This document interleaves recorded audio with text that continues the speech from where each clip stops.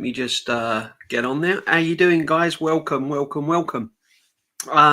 Just thought we'd get straight into it this tea time, my friends. Thank you all for joining me. I hope you're keeping hydrated with plenty of liquids. It certainly is a warm one out there, and things are hotting up in Arsenal, aren't they? Things are hotting up at Arsenal again. It's all pretty. How can I say, hit and miss as per usual. Do you expect anything more from Arsenal? I don't. And we've got some news, guys, haven't we? I don't know what you make of it, but Thomas Partey, the party's over, my friends. It looks like he's on his way. It looks like that he's not going to sign. It looks like they're not going to negotiate a contract. And it looks like he's going to be exiting the club. Now then, my view on this is Zubimendi. We don't know what he's going to be like in the Premiership. We don't know how he's going to perform. We don't know whether he's going to hit the ground running. We don't know how good he's going to be. So to have someone like Thomas Partey in your ranks, and to have someone like Thomas Partey around as a squad player, I would have thought that's pretty sensible. I would have thought that was pretty key, and I can't understand why they've not negotiated a deal, or they've not sort of sat him down. They may well have done, and he may have turned it down. But it was obvious, really, the manager weren't really keen on signing him. Hence, that's why he wanted Zubimendi. So, and then he was playing him at right back. So there's all sorts of situations from a Thomas Partey point of view. But another thing I want to say to you is Zubimendi, we're paying over the top for this player.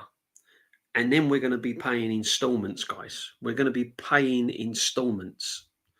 So if you have found the money to pay over the top, the asking price, 5 million, 10 million, whatever that might be, to pay installments, then why haven't you used that money to extend Thomas Partey's career at Arsenal? For me, it don't make sense. It don't make sense, Yes, I mean, there's a comment there. Partey's won nothing since he's been here. No, he hasn't. Most of the Arsenal players haven't won anything since they've been there. Evening Mike Green, evening Kouaja,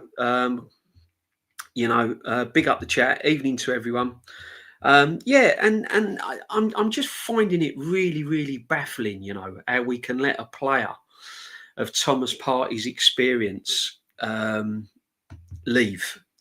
When in the past we've extended Jorginho's contract, we've extended El Neni's contract, and yet we're letting Partey go at basically a drop of a hat. It just don't make sense to me, guys. But listen,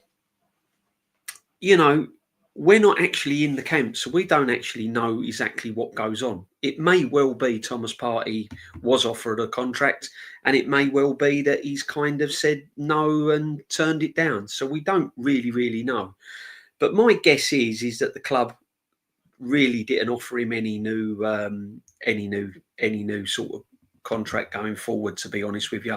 So it's a bit sad, really. It's a bit sad. I mean, we had the best season out of him last season. He was injury free. He was probably our best player, I would say. Big up Everest all the time, my friend. Big up. He was probably our most consistent player, along with Timber, Gabriel, until he got injured. But it is what it is, people. He's saying cheerio. Apparently, he's going. So that leads me on to, if we do get Zubimendi, and it is because nothing's been announced yet. Nothing officially has been announced on the Zubimendi deal, which I find very, very strange, guys. And I've been saying this all along. I find very, very strange. How can you come to an agreement in February, way back in February, And this is still going on. Nothing's been confirmed. Nothing's been confirmed. You know, and I know people saying, oh, we've got to wait till July and everything else. I hope that's the case. I really hope that's the case, because now Thomas Partey looks like he's exiting the club. Guys, all I'm saying to you is we need this Zubimendi in. We need Zubimendi in. Or do we? You know, we've got Lewis Skelly at left back. Could you turn Lewis Skelly, as I keep saying it, into a midfield player? And could he end up better than Zubimendi? I think he'd be the attacking sort of midfield sort of player we need, to be honest with you. I mean, I don't know what you guys think, but yeah, it's going to take a little bit of work, but that's his natural position. So, I mean, because all the emphasis, guys, are on a striker, and I get that. I get we need a striker. 100% we need a striker, and we'll go into that a little bit more, because I've just watched some alarming news that's just come in that I want to share with you. But yeah, I mean, but there's other areas we need to strengthen. We desperately need a left winger, and we need an attacking midfield player. Me, I'd go and get Rodgers. I'd go and tap up Rodgers at Aston Villa. I'd be looking at him. I'd definitely be looking at Eze, because he's going to go somewhere this summer. I'd be very surprised if Eze stays at Crystal Palace.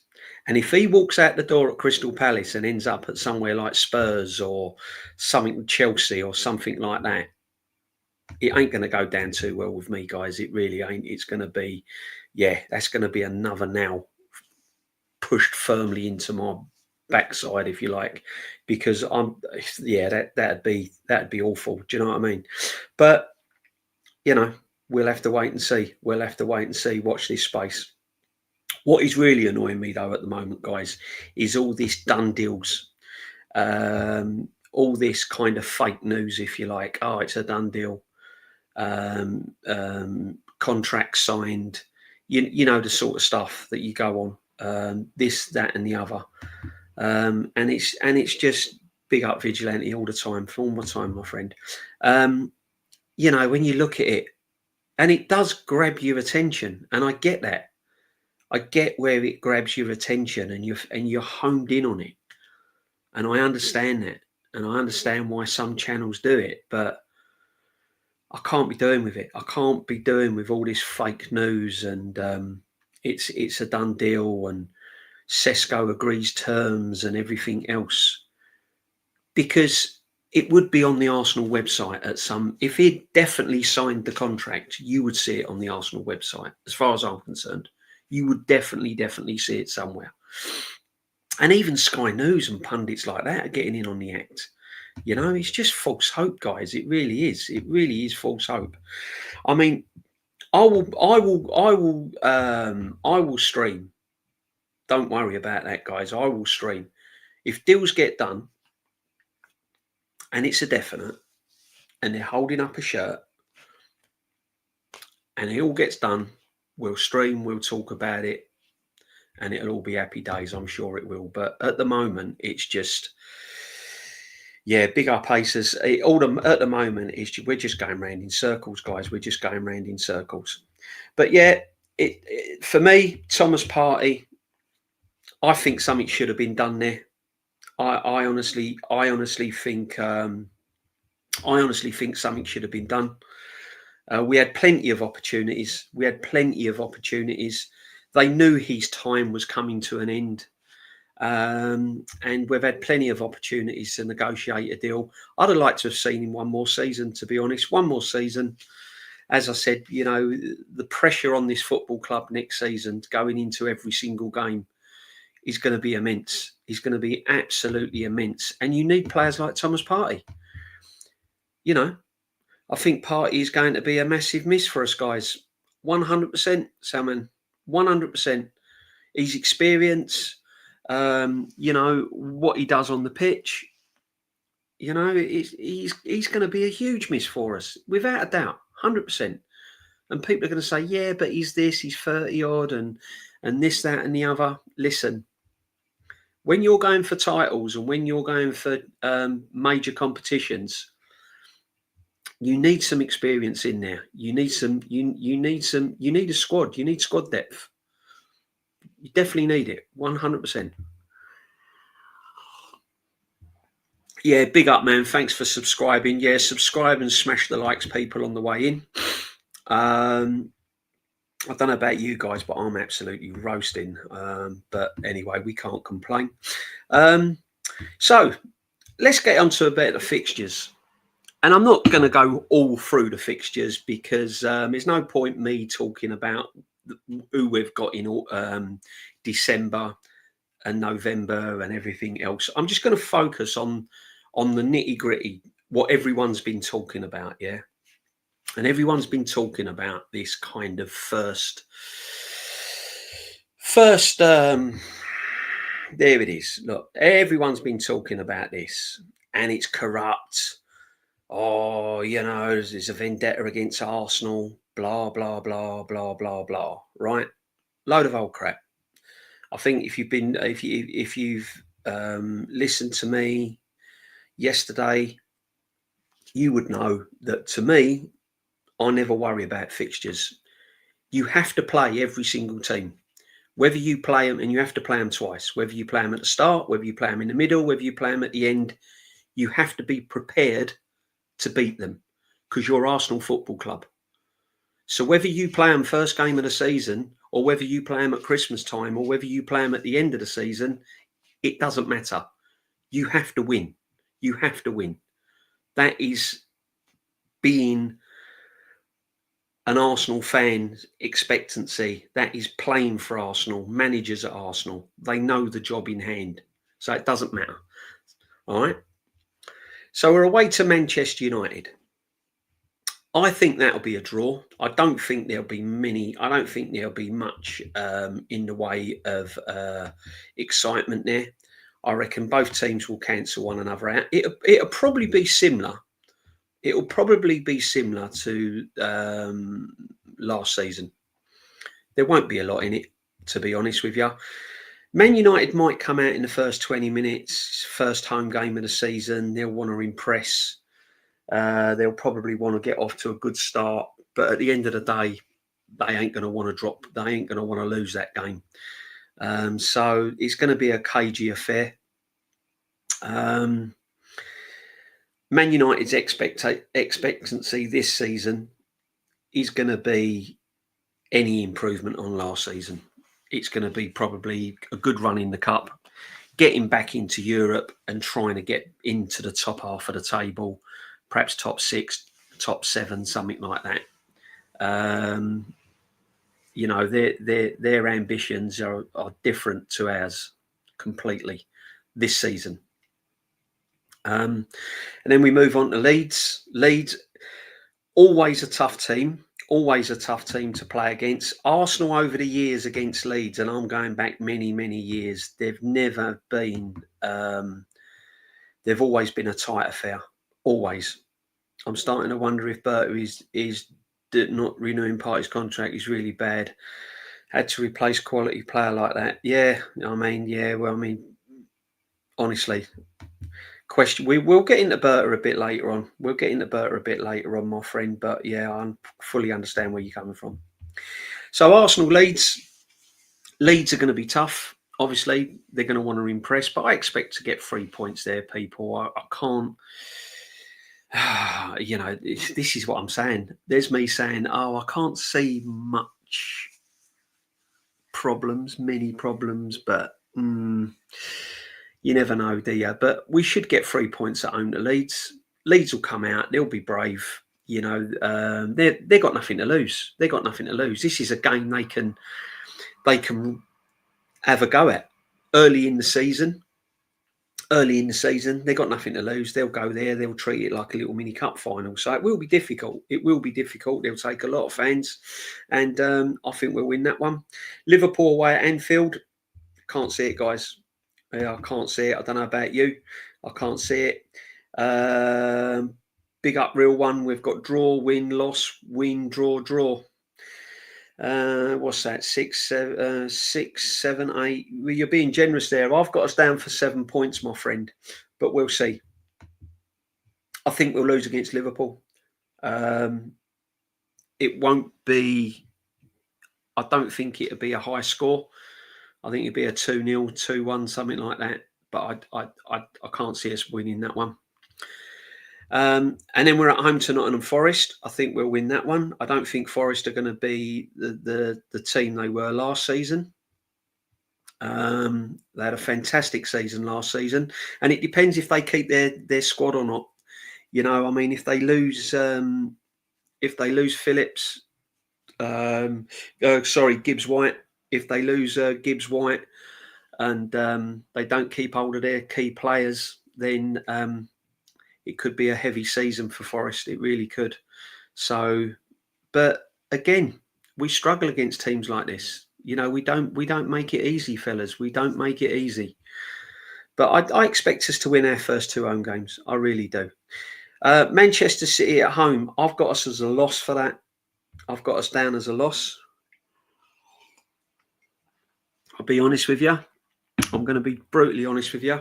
I think City have strengthened in the right areas. I think they're going to be a completely different outfit to what they were last season. I think he's going to change the way he plays, and Pep's capable of that. Pep's capable of changing the way he plays, and I think you'll see a different Manchester City. I don't think you'll see the same City rock up as last season when we beat them 5-1.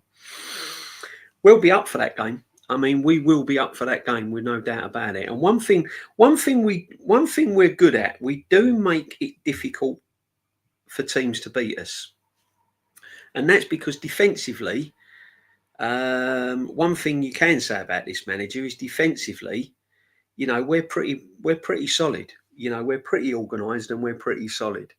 Unfortunately, going forward and in the final third, we've been lacking, and our overall kind of play has been lacking to get us over the line. So I've got us a draw at Man United. I've got us two home wins, Leeds and Nottingham Forest, and I've got us losing against Manchester City and Newcastle. Can't see it, guys. He's got our number. Mr. Howe has our number, big time. We don't even go to St James's Park and perform anymore like we used to. It's one of these grounds we tend not to play well at, and they're physical. Their style of play baffles us in all areas, and this manager can't work it out, and I can't understand why. You know, if you're good at your job, if you're a good manager, you'd work it out, surely, 100%. And he can't do it. He can't do it. So I can see that being a loss. So I can see 7 points. 7 points in our first kind of in our first matches of the season. 7 points. Now then, if you're going for a Premiership title and you've built a squad that you have confidence with, and you've done all the right things in all the right areas, and you've done everything you can do, you shouldn't be fearful of any of those teams, because you've had long enough at this football club to go out there and get 3 points in most of those games, apart from Liverpool away. But having said that, there is no excuses why we can't take pretty much maximum points.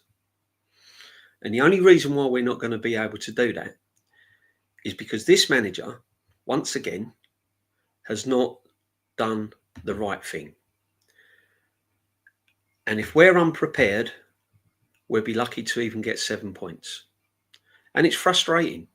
It's really frustrating as a fan. It really is, guys. Really frustrating. I think Arteta is going to have a really bad start to the season and maybe get 4 points from those games. Do you know what, Vigilante? I wouldn't be surprised if we get 4 points. Don't be surprised if Leeds and Forest don't rock up and actually do a job on us and get a point. We've seen it. We've seen the likes of West Ham come to the Emirates and turn us over. It's not beyond Leeds or Nottingham Forest this early in the season to go and get something at the Emirates, because no one fears us anymore, guys. This is another thing you got to realise. No one fears us anymore. All right. Evening, DJB. Good evening, my friend. Big up the chat as always. Make sure you sub and smash the likes. Would help us, much appreciated. We're just trying to build a little community here, as we always try and do. And yeah, sub and smash the likes, and welcome to everyone. So, you know, teams like Leeds and Nottingham Forest, they're not going to be fearful of us. They're not going to be like, oh yeah, well, you know, if we get a point, we'll be truly grateful. No. Them days are over. Teams come to the Emirates now, especially up against this manager, and they suss him out. A lot of the teams now have got this manager's card. 100%. You lock down our right-hand side, we're pretty ordinary. You put Saka to bed, you keep Saka quiet, and you're looking for creativity elsewhere, you ain't getting it. And that is why we do the right thing in the transfer window. I want a number 9. That's all I want. I don't want to rock up and see Havertz playing at centre forward. I don't want to see it. Don't want to see it. And people might say to me, yeah, but Havertz, he ain't done a bad job. Like, I don't care. I don't want to see it. Yeah? Don't want to see it. Don't want to see a plumber doing an electrician's job. Don't want to see a builder being a motor mechanic. Why do I want to see a midfield player being my forward? Don't want to see it. Don't want to see Mourinho playing up front. I want a number 9. And I don't care who it is now. Whether it's Sesko or Gyökeres, I want a striker. That is what I want. I've got my choice who I'd like. I've got my choice. But this is what we've got to go and do. And I can't understand why it's dragging its heels, why it's taking so long. No one can tell me why it's taking so long. No one can come up with any reason why. When Liverpool are doing business, Man United are doing business, all these other teams, even teams lower leagues, are doing business. Yeah, I've got my local non-league team signing players, and yet Arsenal Football Club, that pay their staff to do a job, can't get anything done. I mean, it's just a joke. And then on top of it, just before I went live, which threw me because I didn't play my intro because I was in shock, to be honest with you. So I do apologise for my not playing my little intro and coming in bang and scaring you all. Because it freaks me out. I'm thinking, where's my intro? What's happened? So, like, I do apologise. Because I was reading this, guys. I mean, look at this. Look at this. Yeah? Let's have a little read of this. I can't believe this. Arsenal monitoring in demand Chelsea forward. He's in demand, apparently. Look at the words they're using. In demand. Everyone's after him. So if Arsenal get him, aren't we the lucky ones? Chelsea forward Noni Madueke is on the radar of a host of clubs this summer, including Arsenal in bold, according to reports by the Daily Telegraph. Not any old newspaper, you know. The England international, 23, contributed 11 goals and 5 assists in 42 matches in all competitions for the Blues last season. Now, bear in mind that they was in the Conference League, playing against teams like, I don't know, I can't even carry a bag, Tesco, United, whoever. Yeah? Honestly, right? So all this time, we have been linked with Sesko. Yeah? All this time, we've been linked with Sesko. and Gyökeres. And then we threw in Ollie Watkins. And now this one has come up. Look, Nancy Madueke. Big up, man. You know what I mean? Look at this. You couldn't write it, could you? Only Arsenal Football Club, this is, guys. This is only Arsenal Football Club, right? Have you noticed that a host of clubs, and he's in demand, but the only club they've mentioned, look at that, Arsenal. And it wouldn't surprise me if that's who we'll end up with. Our front line could be Garnacho and Madueke. Imagine that, guys. I've just renewed my season ticket. I should, yeah. Funny how they get that sorted out really quick, isn't it? Letter came through, all these rules about if you don't go to games, blah, blah, blah. Yeah. Telling me what to do. 50 years been supporting them, and they're trying to dictate to me what I can do with my season ticket. I pay for it, do what I like with it. Put it in the bin if I want. Who are they to tell me? You've had my money. Who are you to tell me what to do with my season ticket? Do you know what I mean? But they get all that sorted out. The money comes out your bank, wallop, all on time, no delay. All comes out, all on time, no delay. That's a fine. And as Lee would say. And yeah, merchandise comes out, all the merch in the shops, all done. All done. Everyone done. Yeah. But they can't get a signing over the line. They can't get a signing over the line. Do you know what I mean? Absolute madness. Yeah, big up my friend. And this would be typical Arsenal. This would be typical Arsenal. I don't know your thoughts. Wouldn't be my striker.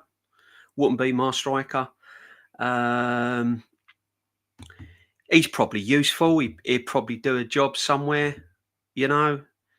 He probably ain't that bad. He'd probably do a job somewhere. But when you're going for a title, when you haven't won anything for 5 years, when your manager is under that much pressure,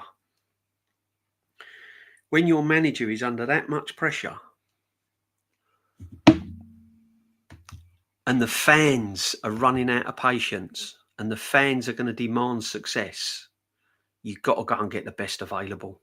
You can't be messing around. You can't. Honestly, do you know who I really want us to sign? No, go on, my friend. You tell me who you'd want to sign. He works hard, laugh. I'll tell you. I mean, there's one striker, right, that I was surprised went really quiet. I mean, he's gone now, but when he went up for grabs was Alvarez. And when Alvarez became available, Roberto Di Matteo, mate, yeah, definitely. When Alvarez became available, I was going like, yeah, I'll go get him. Even the great Thierry Henry said he'd be perfect for Arsenal, absolutely perfect for Arsenal. But everyone was going on about Gyökeres this, Gyökeres that, blah blah blah, blah blah blah. Yeah. And that was another one we missed. And then this guy's rocking up now, Madueke. And there'll be more. Garnacho will come back on the scene. There'll be more links. We have, honestly, it's an absolute joke. It's an absolute joke, guys. It really is. And it just goes on and on and on. It goes on and on and on. Arteta has some weird obsession of buying Chelsea rejects. Yeah, he does.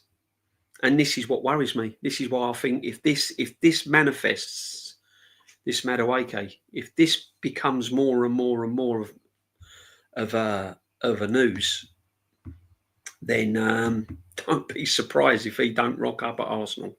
The club is a big circus. Yeah, I've been saying it's a circus for ages, my friend. Nothing will change. This club is regressing. It's been regressing now for quite a few seasons now. Heavily the last 3 seasons. Yeah. This club, big players will exit and the door one by one. And most importantly, Arteta will not leave regardless of how bad he does. My friend, he ain't going nowhere. He's not going nowhere, my friend. And this is the problem. People say to me the key decider will be where we finish and what happens in the league. And I get if we just finish in the Champions League, the owners are going to be happy. Of course they are. Of course they'll be happy if we finish in the Champions League. But honestly, guys, I think they're catching on now. I think they're slowly learning that Champions League is not enough. Do you agree, Michael? So honestly, I do. Well, do you know what? 2 seasons ago, and even like season before the one that's just finished, we was playing some good football. And I was quite enjoying it. We was playing some good football. We weren't going to win nothing. Still want the manager gone. We weren't going to win nothing. But some of the games, we were playing some good football. And for some reason or another, he woke up at the start of last season and went, no, I'm going to completely change the way I play now. And it's been crap. I can count on one hand, literally, the amount of games I've been excited about. And it hasn't been many, my friend. It hasn't been many. You know, it's been absolutely woeful. Yeah, he works hard like that, like Chelsea reject. Listen, my car works hard, but it don't make it an Aston Martin, my friend. Do you know what I mean? My car will work hard. Doesn't make it a Rolls Royce. We need big signings. Simple as that. DJB, Arsenal could sign Ivan Toney. Missed the chance. Should have been done last summer. And do you know what, guys? I've been saying it and saying it and saying it and saying it. All of this, what you're experiencing now, the mess we're in with summer signings and whether he's coming, whether he's not coming, blah, blah, blah. All of this mess is because of last summer's window. If he, when he got that pot of money, if he'd have gone and got a striker and done the right thing, we wouldn't be where we are today. We'd only be thinking about signing perhaps 1 or 2 players. Ivan Toney, £40 million we could have got. We could have got for him. Throw a couple of add-ons in now. 50 million, 45 million. Ivan Toney. You're telling me Ivan Toney last season wouldn't have scored 18 goals, 20 goals? He'd have scored 20 goals for Arsenal last season. Liverpool just said Kwanzaa was definitely what's that? Definitely Liverpool just sold Kwanzaa. Yeah, he has gone. Kwanzaa, not a bad signing, not a bad player, good squad player. Is he better than Kivior? Debatable. Some will say yes, some will say no. We'll see. If Liverpool get Isak, I will be fuming. If Liverpool get Isak, mate, it's game over. Forget it. You might as well go and win. You might as well put all your eggs in one basket and go and get the Carabao Cup. If Liverpool get Isak, that's it. Why ain't we going after Isak? Even we might not get him. Doesn't matter. All I want this club to do, fellas, right? Guys, girls, whoever's in the chat, nans, granddads, you're all welcome. Big up, smash the likes, sub, and thank you for joining me tonight. Really appreciate it. There's some big channels going on at the moment, and really appreciate you for coming over here. Really do. All I want is this club to be seen to be doing the right thing. That's all I asked. If we really, really put in a hard bid for Isak and we chased him and we tried everything And there was evidence of that, and there was strong rumours that we were going after him, etc., etc., etc. And he didn't sign for us, and he didn't want to play for us. He wanted to go to Liverpool because they got the better, better club, better manager. They win things, win majors. I understand it. I'll be happy with that. Not a problem. We've tried. We've tried doing it. We've tried to do the right thing. Yeah? I don't mind. All I ever ask for this football club to do is do their best, make the effort, show intent, act like a big club. That's all I want to see. I just want to see us acting like a big club. That's all I want to see. That's all I want to see. Go and act like a big club, huge club. Do what big clubs do. Go for big players. Why didn't we go to Verts? Why didn't we go to Verts? I don't believe in any reports. No, do you know what? I don't. I mean, some I do, but you have to highlight them. I mean, if the Telegraph on and it's on Sky Sports, you have to, and it's all on, and you get other little rumours. Phone goes, and you heard who we're linked with, blah blah blah. Do I 100% believe it? Not really, but you have to highlight it just in case. With this Arsenal, they're so full of surprises. You don't highlight it, and then the following day we've signed him. So, if this club was serious about winning trophies, they'd be addressing our weaknesses properly. Fact, can't argue with that. This is what I'm saying. They don't act like a big club. We haven't acted like a big club for years, and it's annoying. But I can't understand.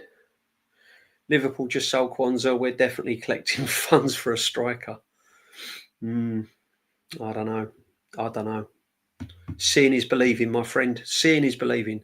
I wouldn't be surprised if agents have been telling their clients, stay away from Arsenal under Arteta. Do you know what? It's not just the agents, it's the players as well. Players want to win trophies, right? That's a fact. That's why they play football. Money's not a problem to these big players. It's not about the money. Well, it is in a way. I mean, they'd rather get 200 grand a week than 150 grand a week, but their main thing is to win trophies. That's when they stop playing and they've got their grandkids and they've retired and they've got their feet up and they're not going to talk to them about money and how much they earn. Oh yeah, and when I used to play for Liverpool, I used to earn £300,000 a year, and then I went and played for Arsenal and Real Madrid, and I earned £400,000 a year. Yeah, but Grandad, can I see your medals you won, please? They're just going to talk about trophies and their medals. Here, look at this. Look what I won. Look what I done. Look what I achieved in my career. That's what they say. That's what football players say. Look what I achieved, not how much I've earned. They talk about their successes, not their wages. And this is what makes me believe. And players talk. You've got all this social media now, phones, everything you can imagine. And they're all friends with one another, players. They all go on international breaks, international duties. They chat. Yeah, they want to win things. How long do you think it's going to be with these players at this football club not winning anything? They're going to think, do you know what? I'm going. I've had enough. And this is why players are reluctant to sign for Arsenal. We're not a big pool anymore. Fans out there are going to say, no, I don't know what you're talking about. It's Arsenal Football Club. It's the Arsenal. No, it used to be the Arsenal. That was years ago. It ain't now. It's just Arsenal. It's just Arsenal. Looks like we only have 97 million to play. Oh, we're going to get onto that. I believe as well, my friend, Mr. Waffle, big up. I believe we haven't really got that much money.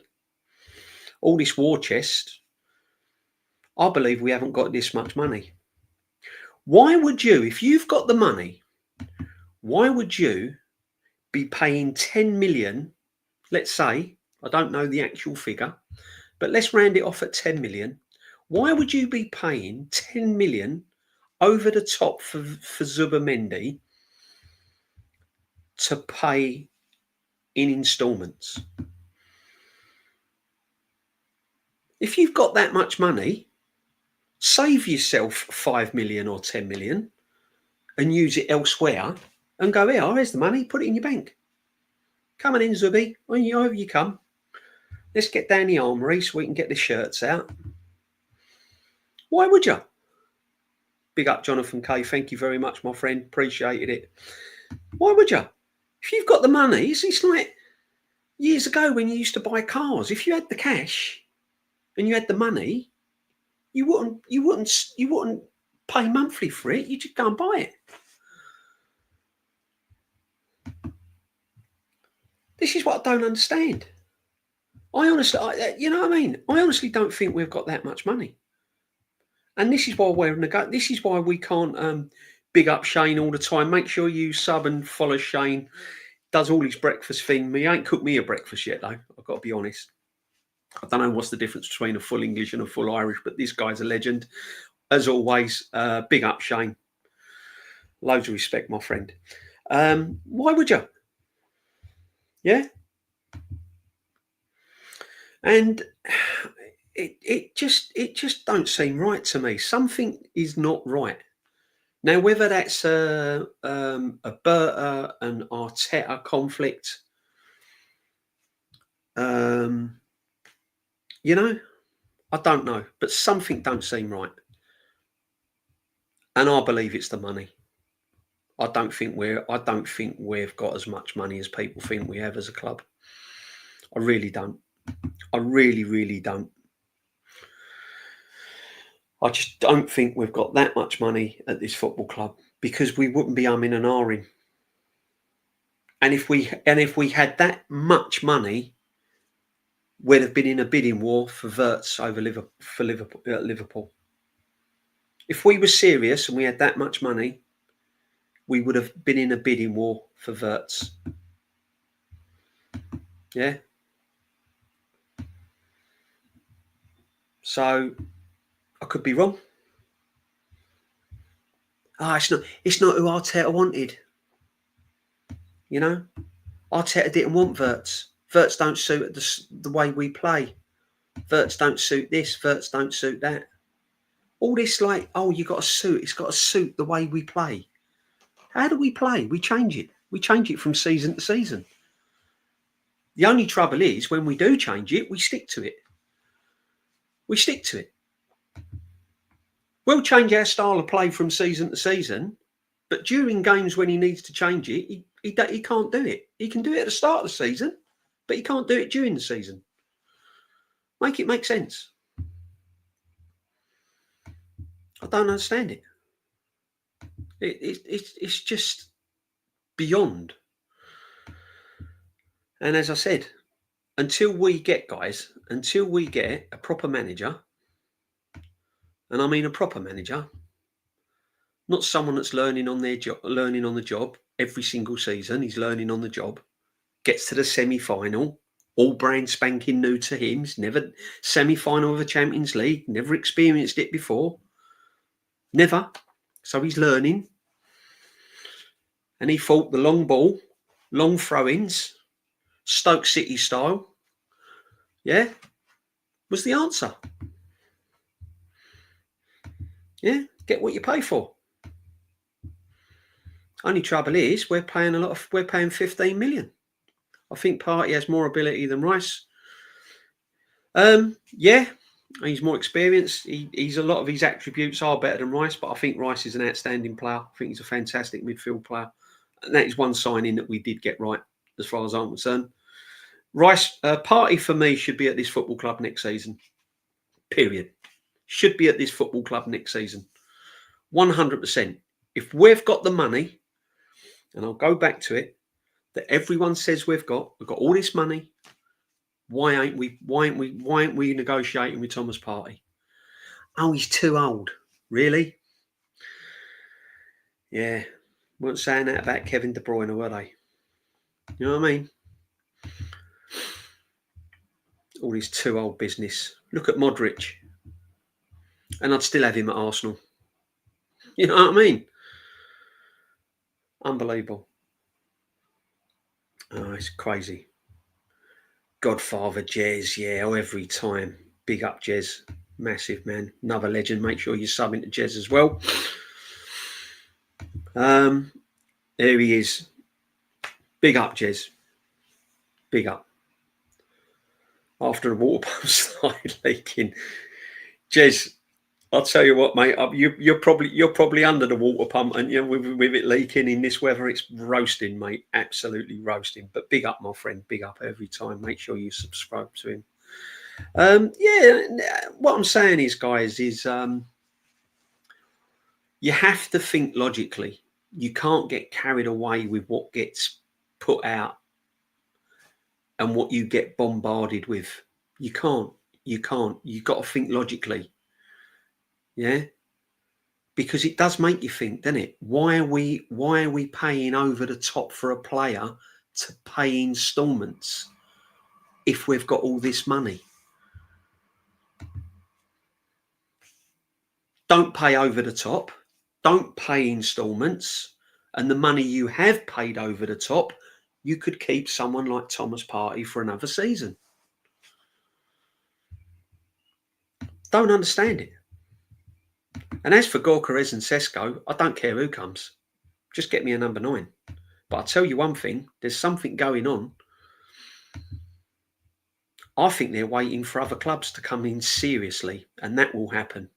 I reckon within the next week, 2 weeks, if it hasn't been set in stone that we've got Sesko or Gyökeres, other clubs will come in for him. And if Isak goes to Liverpool, Gyökeres is going to Newcastle. 100. Imagine that. Imagine that. Newcastle rocking up with Gyökeres, Joel Linton, Bruno. Absolute madness. Absolute madness, my God. Honestly, it's crazy. I don't know what. Honestly, you can't get wound up too much about it, unfortunately. Because if you do, it's going to drive you mad and ruin your summer. It will drive you mad. DJB, who is the replacement for Zubimendi if he gets injured? Bang on, Joseph Connor Golden. Absolutely bang on. This is the problem, and this is what I've been saying, my friend. We've got no squad depth. 5 years into this manager, well, 6 years really, right? And we are still weak in every single department. We're stronger in certain departments, but we're still weak across the board. So we're stronger in defence, but then if Saliba gets injured, we haven't got a right-hand sided centre half. Don't tell me Ben White can play there, because if Ben White can play there, why has he been playing at right back? Because the manager don't trust him at centre half, right? We've got no left back because Tierney's gone for free. It's more money down the drain. Tierney went for free, so we've got no left back. We haven't got a replacement for Timber. There's no replacement for Saka. Yes, there is. We've got Wanyeri. No, he's not, because he don't play him. He doesn't trust him. Doesn't like him. Thinks he's lazy off the ball. And he'll going to go out on loan. I'm telling you now. Wanyeri is the next ESR. Yeah? I'm telling you. Letting ESR go was criminal. Exactly, 100%. And the reason why he let him go is because he couldn't coach him. Didn't know how to turn him into a football player. Didn't have a clue.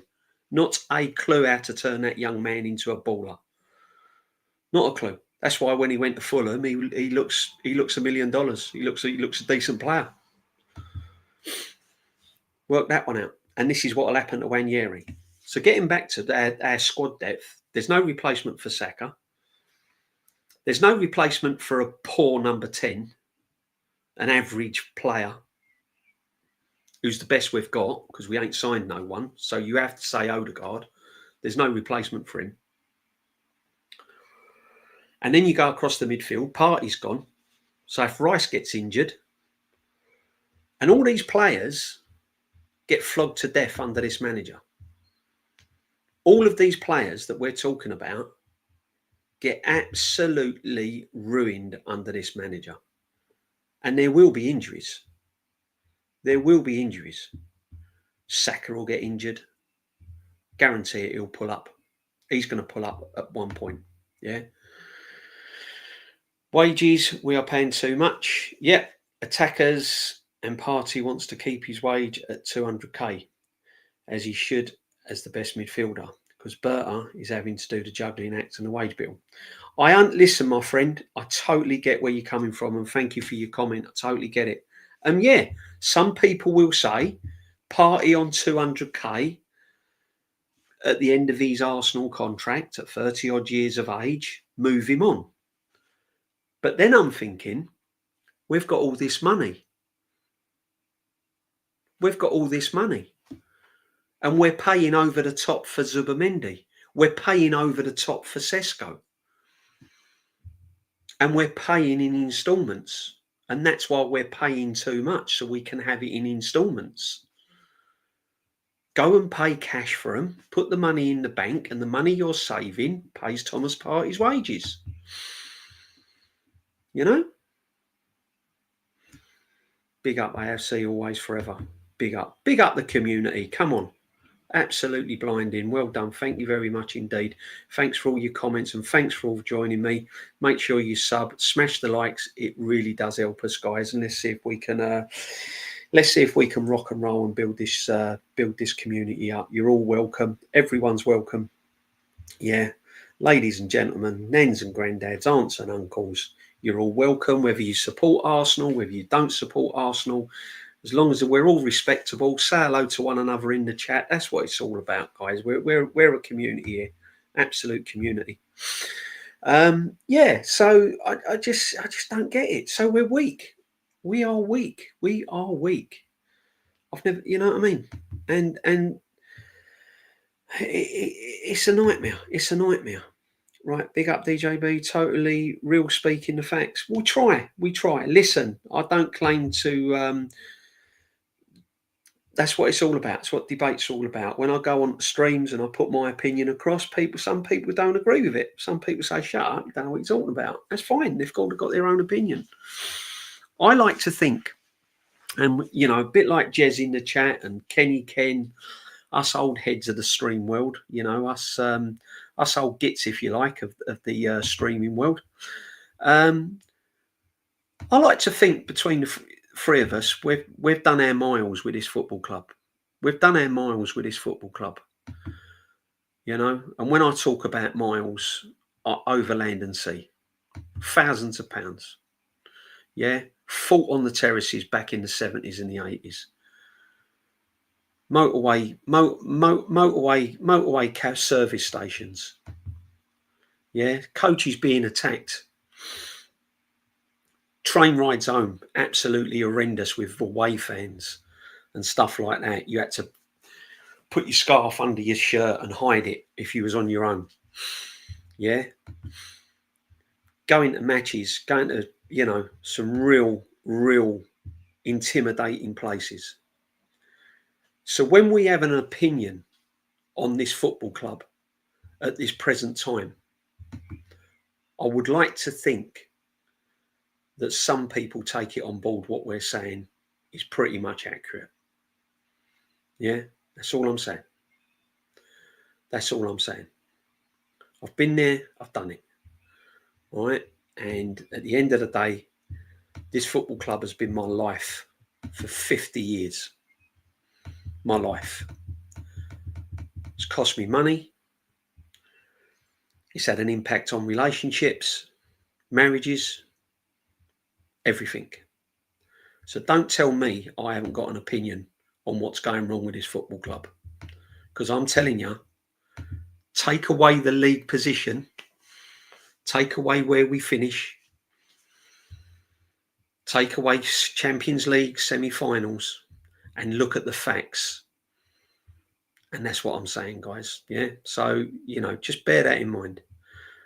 And people say to me, and what really annoys me, right? What really annoys me is that there are fans of a certain age, my age, Jez's age, Kenny's, and everything else, that are happy and back this manager for failure.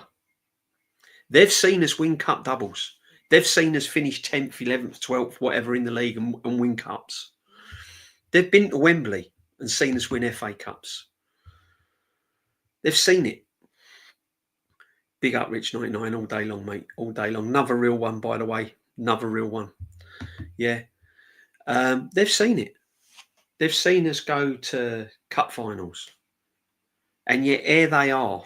And I won't mention no names and I won't mention a certain channel, saying about, well, you know, I don't know what people moan about. What they moan about? The guy's done a good job. I remember back in the 80s when we were not, you know, when we was really poor.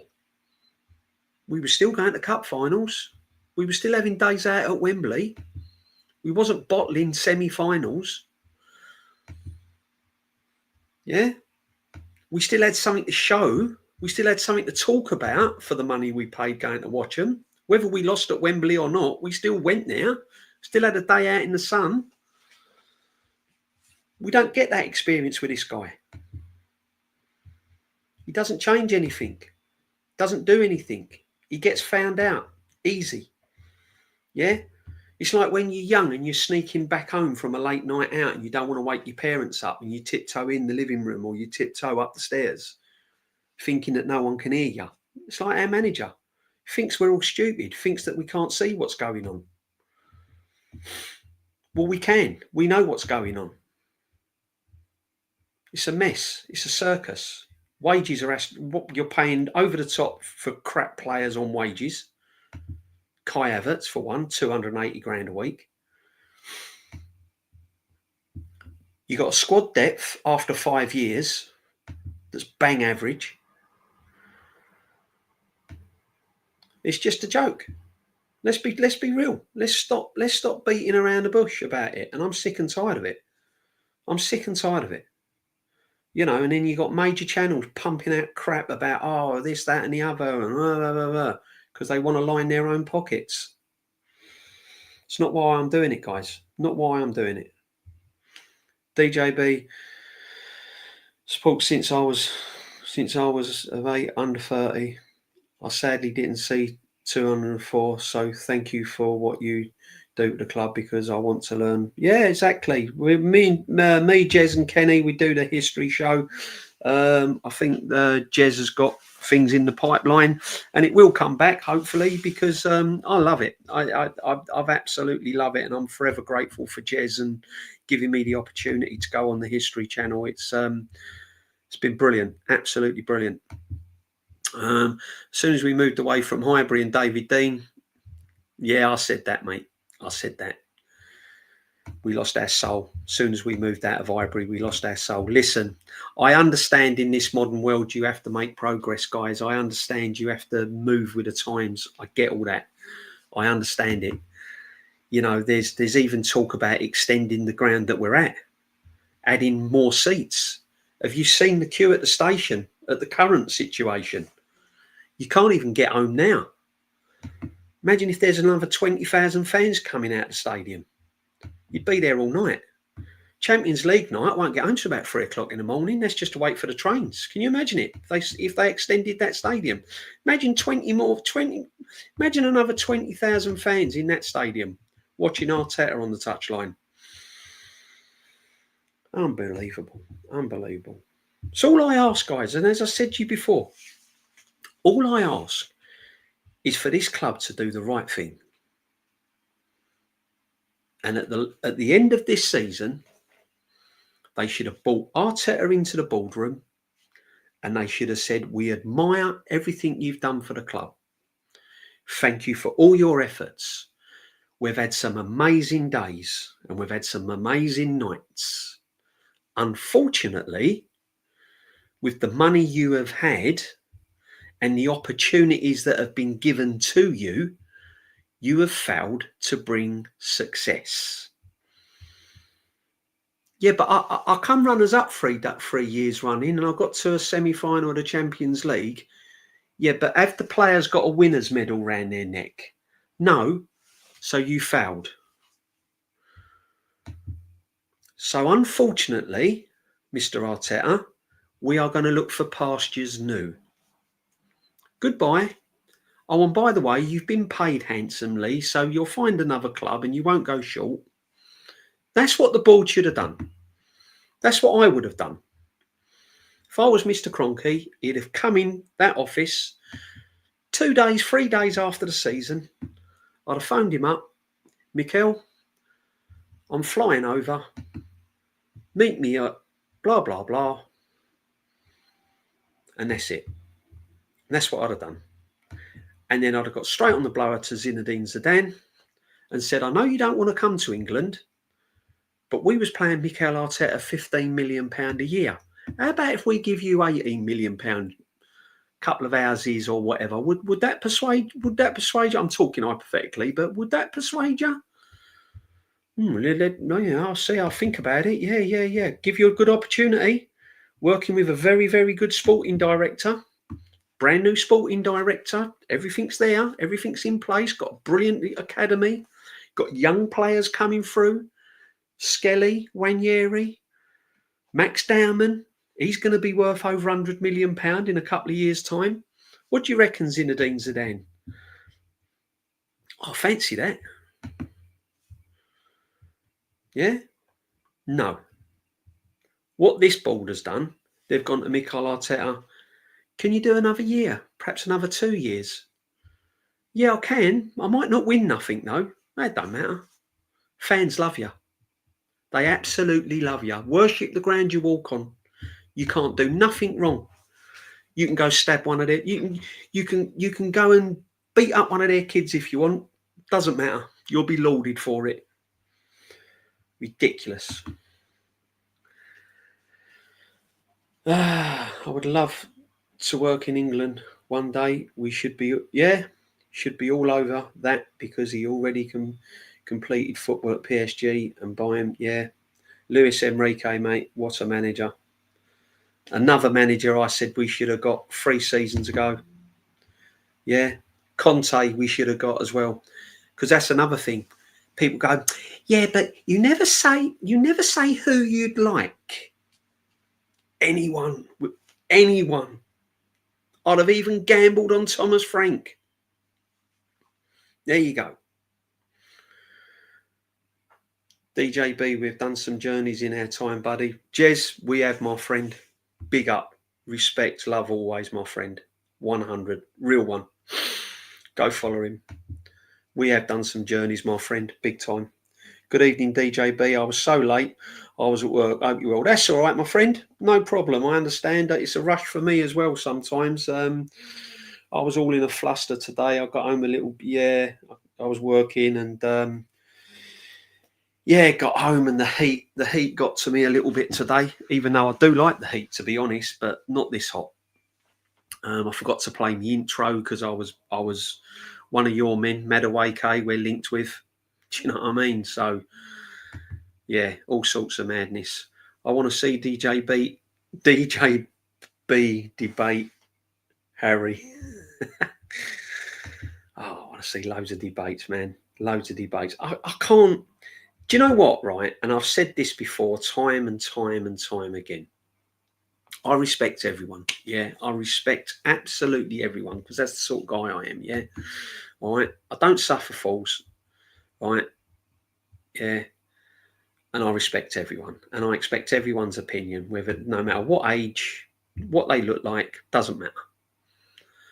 All right, but what I don't like is people that think they know best. I don't ever come across that I know better than anyone. I don't. That's a fact. Right. But the trouble is, there's too many people on this. What I'm discovering very, very quickly. Very quickly, is there's too many people out there in this industry that think they know better than everyone else. And no matter what you say, it ain't going to cut it with them. That's the problem. You know, that is the problem. I'm happy to admit if I'm wrong, and I'm happy to learn. And I do learn a lot, 100%. Always learning. So why can't our football manager? And that's the problem we've got with our football manager. He thinks he's been there and done it. Just because he was at City working under Pep, he thinks he's been there and done it. He's the man. He should count himself lucky to be at Arsenal. His first job as manager, you know, and he gets Arsenal Football Club. Let that sink in. I was listening to Thomas Frank interview the other day, and he was saying about how he started off, how his journey. He wasn't much of a football player. He said he was pretty poor as a football player. So he went into coaching, and he was at Bromby, and he was here, and he was assistant here, and he run the under-19s at one club and all of that. And then he said, I was eventually got the coaching job at Brentford. He said, I'm forever grateful. I've learned so much at Brentford, from non-league, Division 2, bringing them up into the Premiership and establishing them in the Premiership. And I'm thinking,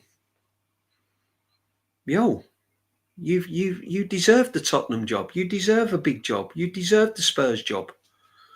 No matter what people think, you deserve it, my friend. Big up. Yeah? Our manager, you done an interview with him, he'd go, well, I played for Everton, and then I played at Arsenal, and then I've done this, then I went and done my badges, and I was assistant to Pep. Then I was in I was in charge with one game at Man City when Pep couldn't make it, and we lost that one. We lost that. And then I got the call from Arsenal, and suddenly I'm a manager. Can't believe it. What's going on? You couldn't make it up, could you? Only Arsenal Football Club does this. Only Arsenal. Yeah. You could not make it up. Madness. Absolute madness.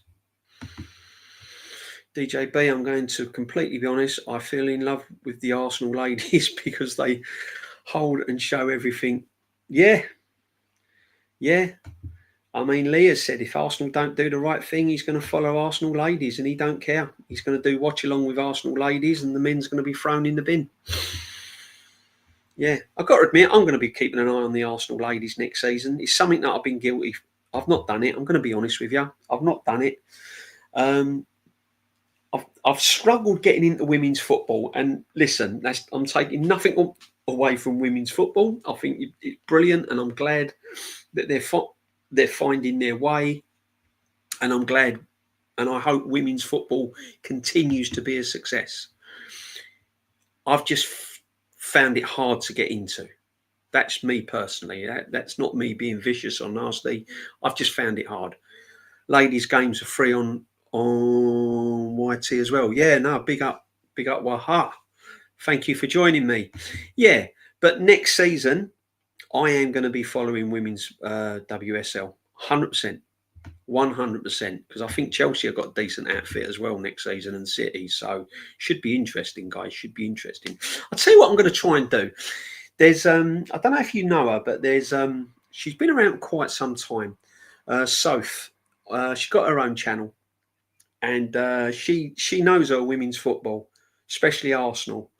And who knows? I might try and contact her and do a little number with Soph and give her support as well. So yeah, we'll see. I'm happy with that. I'm happy to do a little bit of women's football because you know, let's be honest, they've won a trophy, haven't they? A major trophy. I go to watch the Arsenal ladies because they play better football. Yeah, they do. It's end to end. Yeah. My son went earlier in this one of the games earlier in the season. Loved it. Absolutely loved it. Said it was great. Said the entertainment was great. Some of the goals that went in was just incredible. You know what I mean? Here's the thing. Do you reckon one day we'll see a woman as a head coach or manager managing a Premiership team? Do you reckon one day we'll see that? I reckon we will. Don't understand. I always say if you're good enough, doesn't matter whether you're a man or woman, does it? Whoever's best at the job. I mean, look at the Arsenal. The Arsenal ladies coach has won more than Mikel Arteta. Real terms. Yeah, but you can't compare winning an FA Cup to a Women's Champions League final, can you? Yeah. Same process. Still got to win your games. Still got to get players up for the big occasion. Tactically, whether they're ladies or men, you still have to change things during games. Yeah? You still have to pick a team to go and win.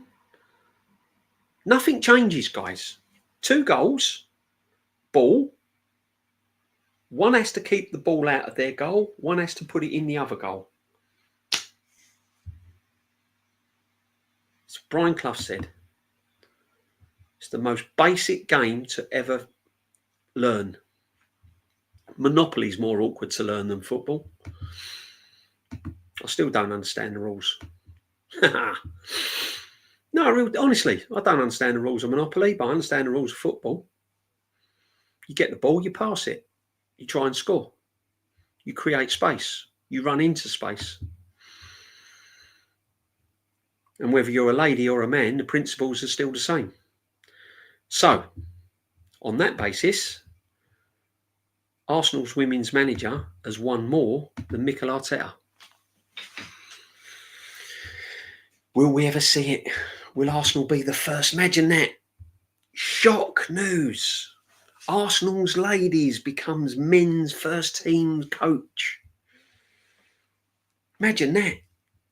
God, that'd get the Arteta fans up in uproar, wouldn't it? Imagine that. Cool.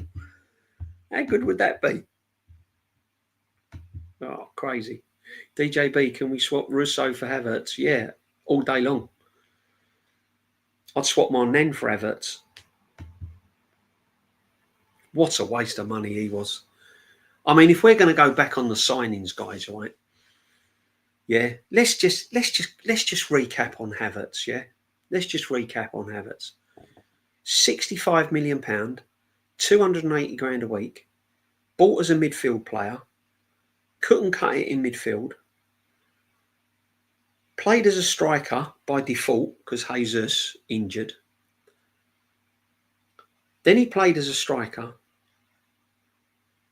And apparently, I was told the other day that he runs the channels and holds the ball up. Go and watch Ian Rush play and tell me if Havertz runs the channels and holds the ball up. Go and watch some highlights of Ian Rush. Go and watch some highlights of Michael Owen, Thierry Henry, Dennis Bergkamp, Didier Drogba. Yeah. You go and tell me whether Havertz holds the balls up and runs the channels. Big up everyone in the chat, much appreciated. Make sure you're subbing and smashing the likes. It does help. Yeah, just come, have a little sub, smash the likes, and it all goes really, really far, my friends. But yeah, I mean, it's just a merry-go-round, isn't it, guys? It's a merry-go-round. Ethan Wanyeri, he's one. He's one that's worrying me. Ethan Wanyeri has got all the talent that you can have as a young player. Yeah. Joe Cole says that guy reminded him of him. All right. Joe Cole said that. Now, Joe Cole is a baller. If you don't know Joe Cole, absolute baller of a player, right? And he loves Ethan Wanyeri, thinks he's absolutely brilliant. So why is this manager treating him like he is?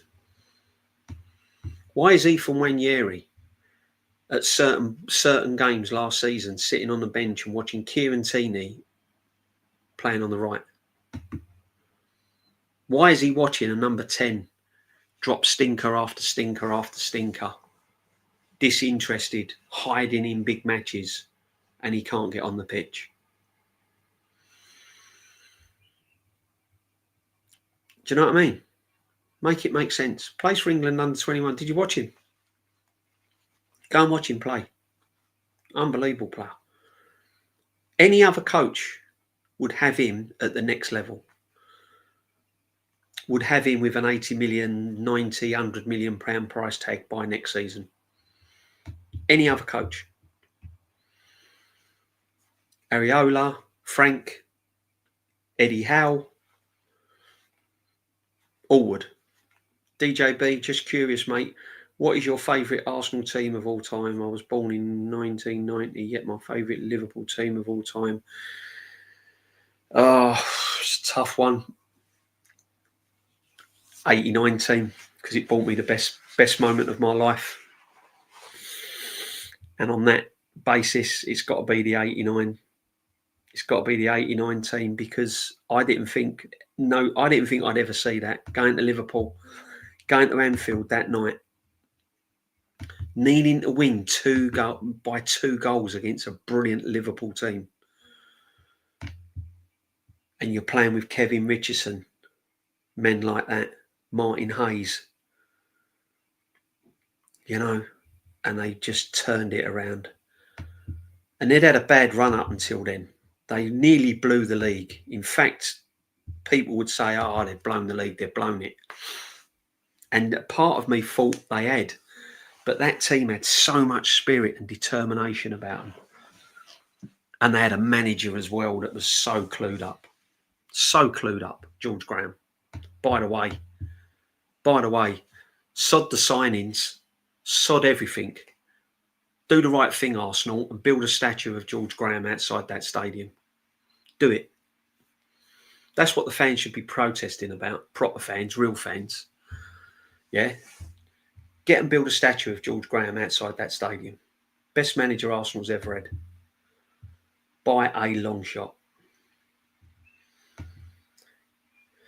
Do you know, I have to still play old reruns of Arsenal matches from years ago, because this current Arsenal team is so depressing. Yeah, I often look at the 89. I often look at it. Yeah, and to experience that night, guys. If you thought Real Madrid was good, all you younger fans, bless up. If you thought that night was good, you go back in time and go to 89. It was just incredible. And what it brought to the area that night was just brilliant. Absolutely brilliant. Go watch Fever Pitch, the film about it. Absolutely amazing. There's one part in it in the end when Mickey Thomas scores and he dives over the sofa. Firth, and is it Colin Firth? He dives over the sofa and they sort of fall on the floor, and he looks up at the screen and he goes, how long left? And he goes, oh, I don't know, about a minute, 2 minutes. And he goes, you watch, I bet Liverpool go up the other end and score. And that just epitomises everything you need to know about being an Arsenal fan, because even when you think it's done, you just know it's typical Arsenal, don't you? How many times have we seen it where we think we're home and dry, and then we let in a goal, and then it's like, oh no, what's going on? That's typical, isn't it? It's just that one poignant thing of the film, and I just look at it and go, that's exactly what I would have said. How long left? 2 minutes. Oh yeah, you watch now. You watch. I bet they go up the other end and score. I bet we blow it. Crazy, man. Crazy. But now, big up everyone in the chat. Now I'm going to whack this on. Thanks for all your comments. Thank you. And there you go.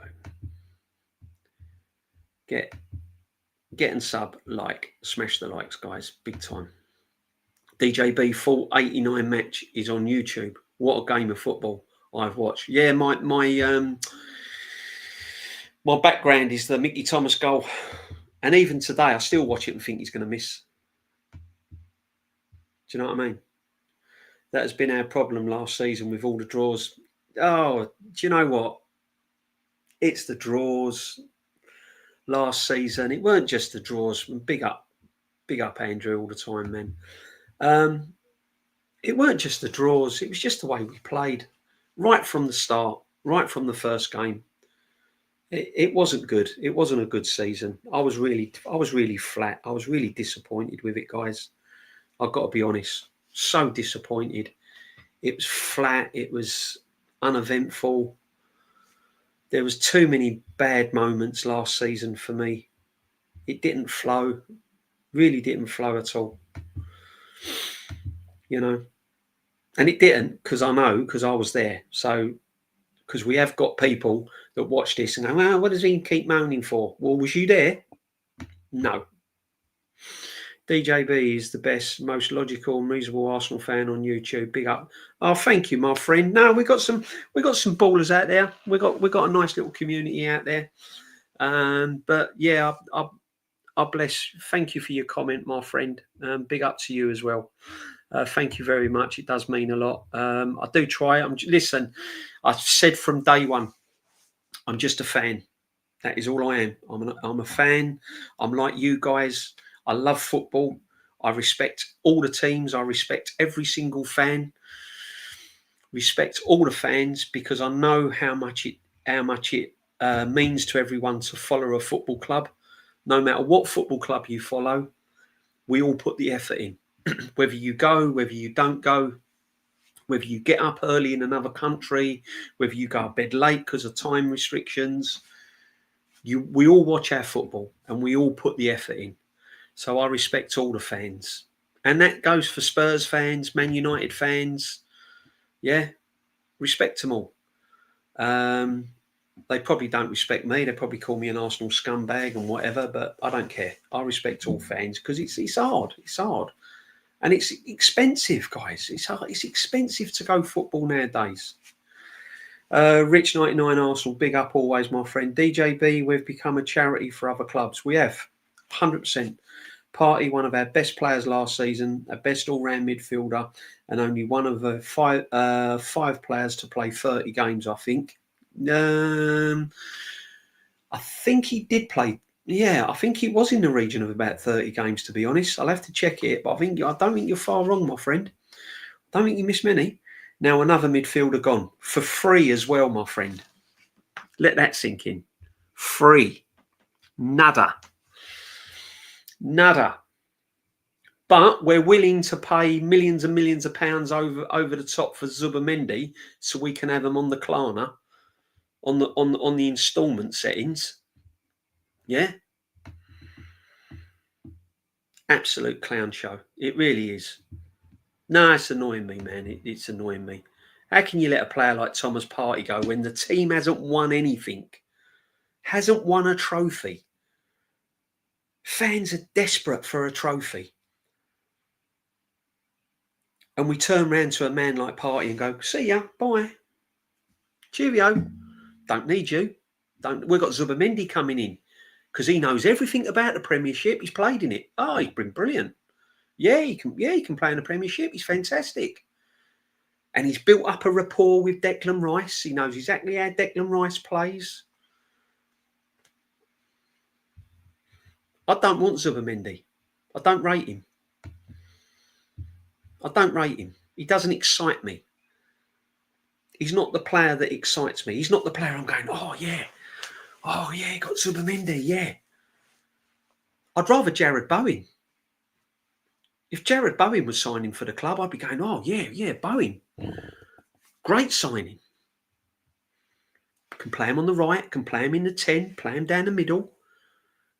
Declan Rice knows him.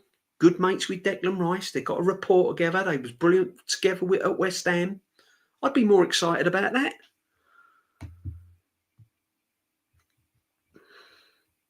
This club, honestly. Why do you support them then? Because you do. You don't give away your kids, do you? You love your kids, no matter what they do. You know what I mean? As I say, there's few things that you can't change in life. You can't change your family. You can't change your family, and you can't change the team you support. Everything else you can change. You can change your house. You can change your car. You can change the way you dress. You can change your hairstyle. You can change the way you look. You can pick and choose your friends. You can change your jobs. Change your diet. Anything. Change your wife, change your girlfriend. You can't change your kids, can't change your mum, dad, family, and you can't change your football club. You cannot. It's in you. It's in you. Absolutely in you. I mean, and this club runs deep. This club runs. I'd still be supporting this club if they were non-league. Got family. You know, my family. They're all from round the corner. Most of my family lived round the corner to Jez. And we didn't know it at the time, but his sisters knew my aunts. Yeah. My granddad used to be a programme seller at Arsenal. Uncles used to be groundsmen at Arsenal. I had uncles that had trials and played for the youth team at Arsenal. Worked on the turnstiles on a Saturday afternoon at Arsenal. My mum, dad, uncles, cousins all used to go Arsenal, stand in the North Bank. It's in you. You can't change it. You can't change it. Do you know what I mean? I understand how some people pick a club because a certain player, you know, if you grew up seeing Thierry Henry for the first time, you'd go, whoa, I'm going to support that team. I understand you're influenced by teams, but sometimes when you're actually from the area and you're actually and you're actually there, it's in you. You can't. People say to me, well, why do you still go? And Kenny gets the same question. Why do you still go? Because you want to be part of what changes. That's the best way I can say it, guys. You want to be part. You don't want to miss not being part of the change. Yeah? Because if we do win something, I want to be part of that. You know? And it's in me. It's just what I've done, to be honest. It's what I've done. And it's expensive. You know, it's not cheap. That's why I've got so much respect for all the fans, because it ain't cheap to go football anymore. All these corporates and people like that jumping on the bandwagon. You see it, don't you? You walk around the Emirates and you see all the boxes and there's all people in there, companies, directors. You know, someone works for someone and they've managed to get them a ticket and they're all up there. They don't give a shit about Arsenal. They don't care. They don't care. It's like going over Ascot. It's like going having a day out at the races. They don't care. They don't care. They're not the real fans. Half of those fans in the stadium, they don't care. They're just there for the ride. You know? And yet they have the audacity to swear that this manager is the best thing that we've ever had. Make it make sense. I can't get my head around it. But it is what it is, guys. It is what it is. Kai Havertz will be a starting. Yeah. Do you know what, right? I've been saying this. He will start. Kai Havertz will start against Manchester United. I can probably pick the team now. There you go. We'll have a go, right? We'll pick the team. Raya in goal. Timber right back. Saliba, Gabriel, Lewis Skelly. Midfield, Martinelli, Declan Rice, Martin Odegaard, Saka, Havertz, and do you know what? I'm going to go Marino. He won't even start Zubimendi if he plays. He'll put Marino. He'll start Marino and Rice. There you go. Right, and there won't be, come the Man United game at the start of the season, I'll tell you now, there won't be many surprises in that starting 11. Not talking about the bench. So if we do sign Sesko or someone like that, I'm talking about the starting 11. The new players coming into the team will start on the bench. That's if they come. That is if they come. Yeah. Guys, make sure you're coming in, smashing the likes and sub to the channel. That'd be absolutely wonderful. Thank you very, very, very, very much indeedy.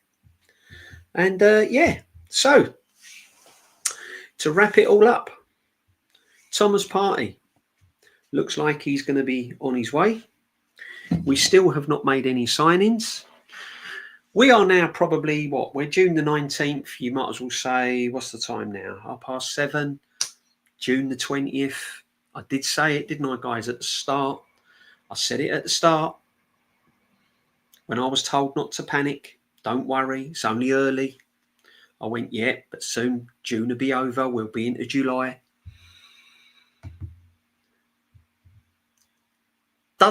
Cheers, my friend.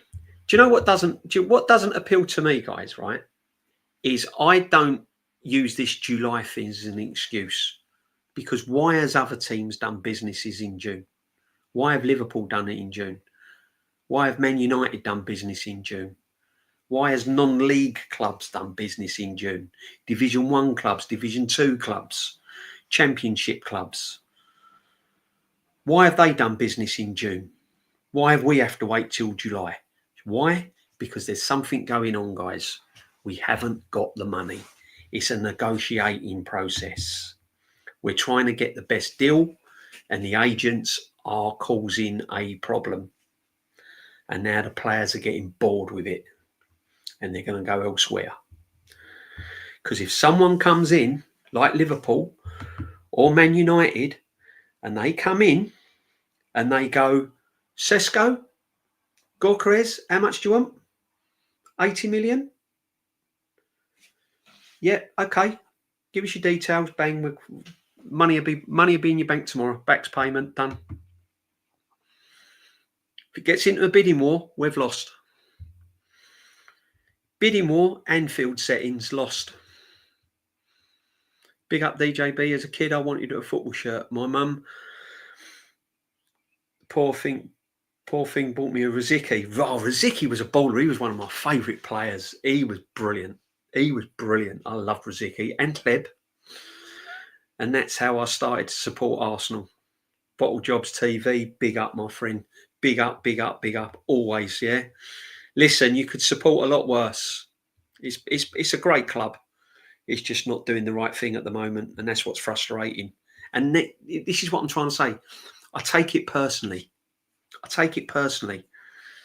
You know, I take it personally. It's like, do you know what I mean? It's personal. All this piss balling about with signings and this one and that one and this one and that one. I take it personal. I take it as a personal attack on me. Ruud Gullit was a goat. Ruud Gullit was a magnificent player, mate. I'll be honest with you, my friend. Ruud Gullit, that era of Italian football on Channel 4. Golas! Oh, the players in that league was just incredible. Every week you saw a baller. Pirlo, Van Bastens, Hullits, Edgar Davids, Rijkaards, Kluiverts.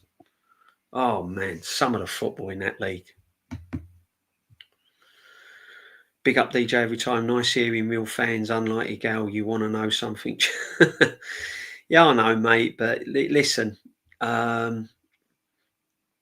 people like Igal, there's a need for him. People watch him. People listen to him. I don't, but there are people that do. So who are the fools? I've got to ask you a question, haven't you? Is it Igal or is it the people that watch him? I'm not obsessed by him. It's not a problem. But can you imagine some of those players that we're talking about, like the Hullits and the Kluiverts and the Van Bassens? Can you imagine if they was playing today? You wouldn't be able to buy them. You wouldn't be able to buy them. Wirtz has gone for 100 and something odd million. These players would be double that. Pirlo, Maldini. If you try to buy Paolo Maldini now, in his pomp, if Paolo Maldini was playing now and he was on the market for sale, you wouldn't get much change out of £200 odd million.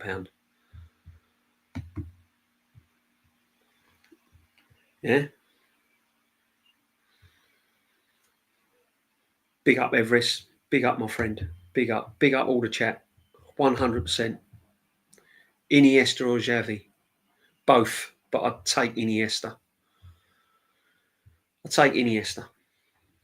No, we'll sort of take Iniesta. No problem at all. He would be the one for me. But yeah, no, you go through all these players. I'll come closer to home. Paul Gascoigne. Paul Gascoigne, you know. If Paul Gascoigne was playing today in his prime, 150, 170, 180 mil, easy. Glenn Hoddle, you'd have to knock your stadium. You'd have to sell your stadium. Even Henry. Imagine if Bergkamp went up for sale now in his heyday, in his pomp. Dennis Bergkamp was never out the top 5, I think, for the Ballon d'Or. I don't think he was ever out of the top 5. He was a magnificent player, wasn't he? I mean, when you think about all these great players we've had at Arsenal, you know, all these great players, and I mean great players, and look what we've got now. And we're calling them world class. We're calling them world class nowadays. We're calling players that have moments and a run of good games world class. They have half a dozen games, smash the ball in the top of the net, and they're world class. And then you turn your radio on, and what makes it worse, ex-football players are also calling them world class. They've had like 5 minutes of brilliant football, and they're world class. Jude Bellingham's world class, apparently.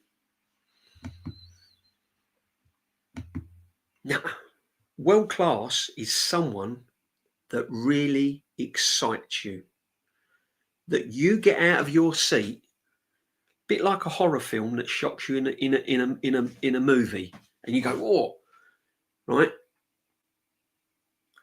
But don't only do it once. Does it half a dozen times, where you're constantly watching the play and you're going, "Oh, how's he doing that? Oh, how's he doing that? Geez, did you see that?" When I used to watch Pirlo and Zidane and Maldini and Bergkamps and Ronaldinho's and Ronaldo's and the Messis, the Maradonas, yeah, all these men used to make me do that all the time. I'm not saying Saka's a brilliant player, but he don't make me do that regularly, you know. He has moments. And then he has some poor games as well. Trouble is, when you're world class and you have a poor game, you still look good. That's the difference. When you're world class and you have a poor game, you still look good. When you're not world class and you have a poor game, you look absolutely crap and ordinary. I used to watch Pirlo have a bad game, but he'd still look good. Wouldn't look world class, but he'd look good. He'd have an off game, but he'd still be spraying balls like 30 yards to feet. He'd be flicking it up in midfield on his knees, on his chest, volleying it 40 yards out to the wing, straight to someone's feet, scoring a free kick from 30, 40 yards, keeper's not even moving. Them Declan Rice free kicks used to be run of the mill for Andre Pirlo. Go and watch him. Go and watch. Go and Google on YouTube, right? Andre Pirlo free kicks. Yeah. What you see Declan Rice smashing, I just used to watch that for fun. Yeah. But you get told nowadays, oh, he's world class. World class. England haven't got a world class player. Harry Kane probably is top class striker. I'd put him in that bracket. There's players, strikers that are better than him, but he's in that bracket because he does it consistently and he does it at club level, and you can't knock that. You can't knock him. I admired him at Tottenham. I didn't hate him at Tottenham. He got on my bloody nerves because he used to score against us all the time. But yeah, I mean, but name me an England player that's world class. Bet you can't name one. Name me an Arsenal player world class. We did have world class players. We had Henry, Bergkamp, Pires. Pires was a magnificent player. Magnificent. Yeah, Ashley Cole. Probably one of the best. Jordan Henderson. Man says Jordan Henderson, you know, look, big up, my friend. Listen, the heat has got to you. If you reckon Jordan Henderson's world class, then the heat has definitely got to you, my friend. You better drink some water. Seriously.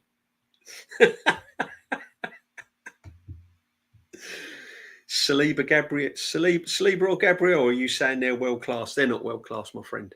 They're brilliant defenders, great defenders. They've got the potential. Well, Gabriel probably not, but Saliba's got the potential to be a world class defender, but not at this football club. Not playing in this league. Premier League don't allow you to shine as a world class player. The game is not suited to world class players. If you're a world class player, you've got to go and play your football in Spain and places like this. Yeah, where they know how to control the ball, they know how to pass it, they know how to run off it, they know how to play with speed, they know how to run with the ball at feet, at pace, make things happen. Premiership's not suited for that sort of football. DJB, what do you think about McAllister? Brilliant player, superb club player, World Cup winner, absolute baller, absolute missed opportunity. And he was another one that when he was up for grabs at Brighton, I said, go get him. Go get him. Another. Go and get him. Who did we go and get? Fabio Vieira. Fabio Vieira. Cost about the same price as McAllister. But Arteta's a genius, apparently. Absolute genius. McAllister or Fabio Vieira? Oh, it's a difficult one, isn't it? Tough one, that. Pedri or Barella? Pedri all day long. Pedri is an absolute quality player. Oh, God, Vieira. Yeah, exactly. You forgot about him, didn't you? He's still at the club, by the way. Yeah. Sambi Lokonga. Sambi Lokonga, you know. Pablo Mari. Should we go for the list goes on, the signings this guy's made. Goes on and on and on and on. Tomiyasu. What a waste of money he is. Absolute waste of money. Tomiyasu. 6 minutes of football. 100 grand a week. Yeah. Unbelievable. But Arsenal's made mistakes as well, though, over the years. I remember when we could have got N'Golo Kante. Could have got N'Golo Kante. Probably one of the best midfield players ever to grace the Premiership. And we go and get Granit Xhaka.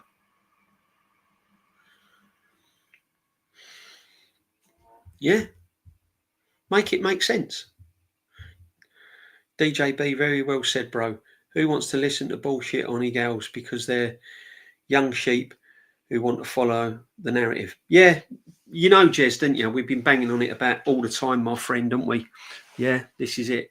Just don't listen to him. I blame the people that listen to him. That's who I blame. I don't blame Eagles. Eagles tapped into.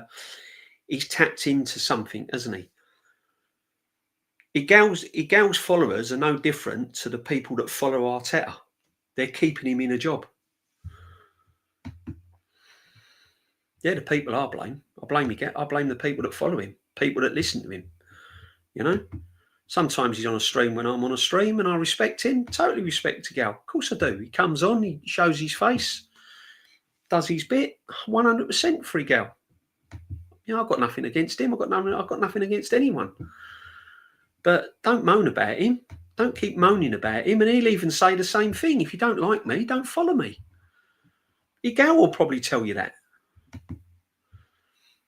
Keep moaning about him ain't going to solve the problem, is it? You know? I don't get... listen, big up. Is that a Villa fan? Big up, my friend. How you liking Aston Villa set up for next season? They've been a bit quiet in the market, haven't they? I'd love Rodgers. I'd love Rodgers at Arsenal, but don't worry, we won't go for him. We won't go for him, mate. We'll probably end up with someone like Kenny Rodgers or something, you know what I mean? Or Brendan Rodgers, you know? You ain't got to worry about us, mate. But big up the Villa fan. Got a lot of respect for Aston Villa, 100%. Great club. Great club, great fans. I'll tell you a true story, right? I went to Villa Park one year. Came out of Villa Park. I think we lost 3-1, 2-1. I can't remember. I think it was 2-1. Going back in the 80s. Come out of Villa Park, wandering around, and it was all kicking off the other side. There was Villa fans, Arsenal fans. It was mayhem. And there was Birmingham fans as well. And Birmingham and Villa, that's a rivalry. You think Arsenal Tottenham are a rivalry. Birmingham and Aston Villa just don't get on. And there was all sorts going on. And, and it was a bit intimidating. And these Villa fans, I got talking to these older blokes and everything, and these Villa fans, and they were, oh, yeah, come on in, we'll get out of here. Leave them all to it. We'll get out of there. Ended up staying in the local pub with all the Villa fans. I had my Arsenal top on and everything. Drunk with them, had a laugh, got a takeaway. Got banging Indian restaurants in the Midlands. It's the birth of the curry houses. And had a curry, had beers, and talking football. Yeah, big up the Villa, man. Good fans.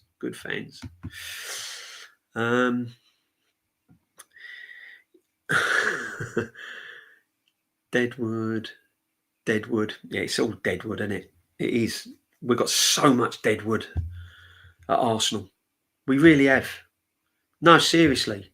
We always have had, though, haven't we? We've always got Deadwood at Arsenal. We can't seem to... I don't know what it is, but we can't seem to sell players. And if we do, we don't make any money on them. I remember when Robin Van Persie left, I was gutted. And then when I looked at the price tag, I'm thinking, how much? How much have we let him go for? When Alexis went, when we sold Alexis, oh no. Couldn't believe it. The players we've let go. And do you know what? Do you know the annoying thing with Arsenal as well? Right? The annoying thing about Arsenal, guys, is we don't only sell players cheap, we sell them to our rivals in their prime. In their prime. Van Persie, Man United, our biggest rival. And we goes, there you go. Van Persie's banging in goals. Top corners, bottom corners, left, right, scoring headers. And we go to Man United, there you go. Ditting up the price range, ditting up the price so we could, so Man United go, oh, no, I'm not paying that. No, we'll pull out. No, it didn't make life hard for them. No, it was like taking candy off of a baby. There you go. Oh, thank you. Cheers, bye. What happens? He goes and wins them the league. This is what we do. Honestly. And then to replace them, we buy crap. We've been doing it for years. And I must say, I know the current situation is not good, but we've dropped some clangers in the transfer markets for years. I mean, I'm going back 70s and 80s. If Jezzy's still in the chat, he'd even back me up on it. This ain't a new thing. With Arsenal. This has been going on for years. Arteta wants to run back and prove he's a genius. He doesn't want a 9. Do you know what? He wants to play a false 9, my friend, right? That is the problem with this football manager. What he wants to do, right? He wants to play a false 9. He likes this false 9. He likes kind of strikers stroke midfield players. And you can only do that if you've got absolute quality. If you've got like a Dennis Bergkamp or something like that, you could probably get away with it. But when you got Havertz, just don't work. And Trossard, just don't work. Doesn't work. False nine or a false manager. Yeah, 100%, my friend. We know, don't we? Guys, we know the root cause of the problem. We know exactly the root cause of the problem. Listen, I'm not flip-flopping around.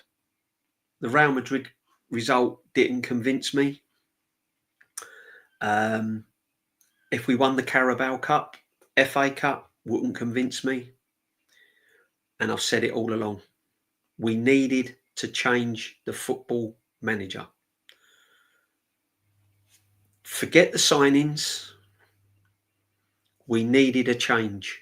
We needed a change. It's like having a car that's starting to go wrong and all you're doing is throwing money at it.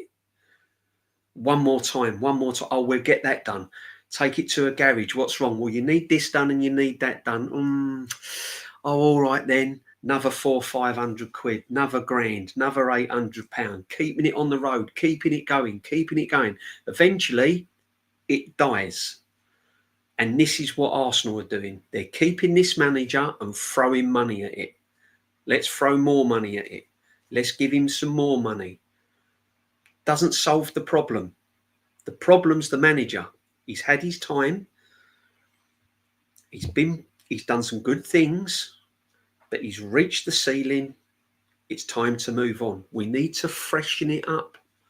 The players need a different face. They need a different voice. They don't want to see light bulbs and speakers of Anfield playing at the training ground and the manager walking win the dog around the training ground and the stupid fella that drives around on a golf buggy with players. What's his name? That dickhead that drives players around the training ground and interviews them. Yeah? And plays silly little games. The club is a circus. I don't know any other club that does what we do. I don't know a fan base. I don't know any other club that does it. It's laughable. And that's why people take the piss out of Arsenal. That's why fans don't like us. That's why clubs don't like us. That's why everyone likes to see us get beat. Because of the fan base. The root cause of the problem of this football club is most of the fan base. Yeah? Yeah, big up, mate. I totally agree with you. I didn't like to say the word, but you've just said it. I try and keep the language down, guys, because I'm hoping there's all sorts of community in here, and that's what it's all about. You know, and that's the problem, guys. That is the real nitty gritty. Yeah. No, who me? No, not you, my friend. He's talking about the guy that goes round the buggy on the training ground. Come on. Yeah, we're a community here, fellas. We're all friends that come in here. You all say hello to one another. You can all ask how you all are. That's what I want to build up. When you come in, I want you, feel free to chat to one another and all that. Put your comments in. Hello, mate. Hello. That's what it's all about. Life's hard. Life's hard. You only got to turn on the news. There's all sorts of mayhem going on. When you come and when I do a stream and a live show, I want to get away from all of that crap. Get away from all what's going on in your life. Let's have a break from it. That's him, Endanguna. Big up, my friend. I couldn't remember his name. Yeah, Frimpong. How's he get that gig? How did he get that gig? I'd love to know how they get these gigs, Talking a load of balls riding around in a buggy and playing silly games with professional football players. And worse still, can't believe the club lets him do it. Worse still, I can't believe the players agree to it.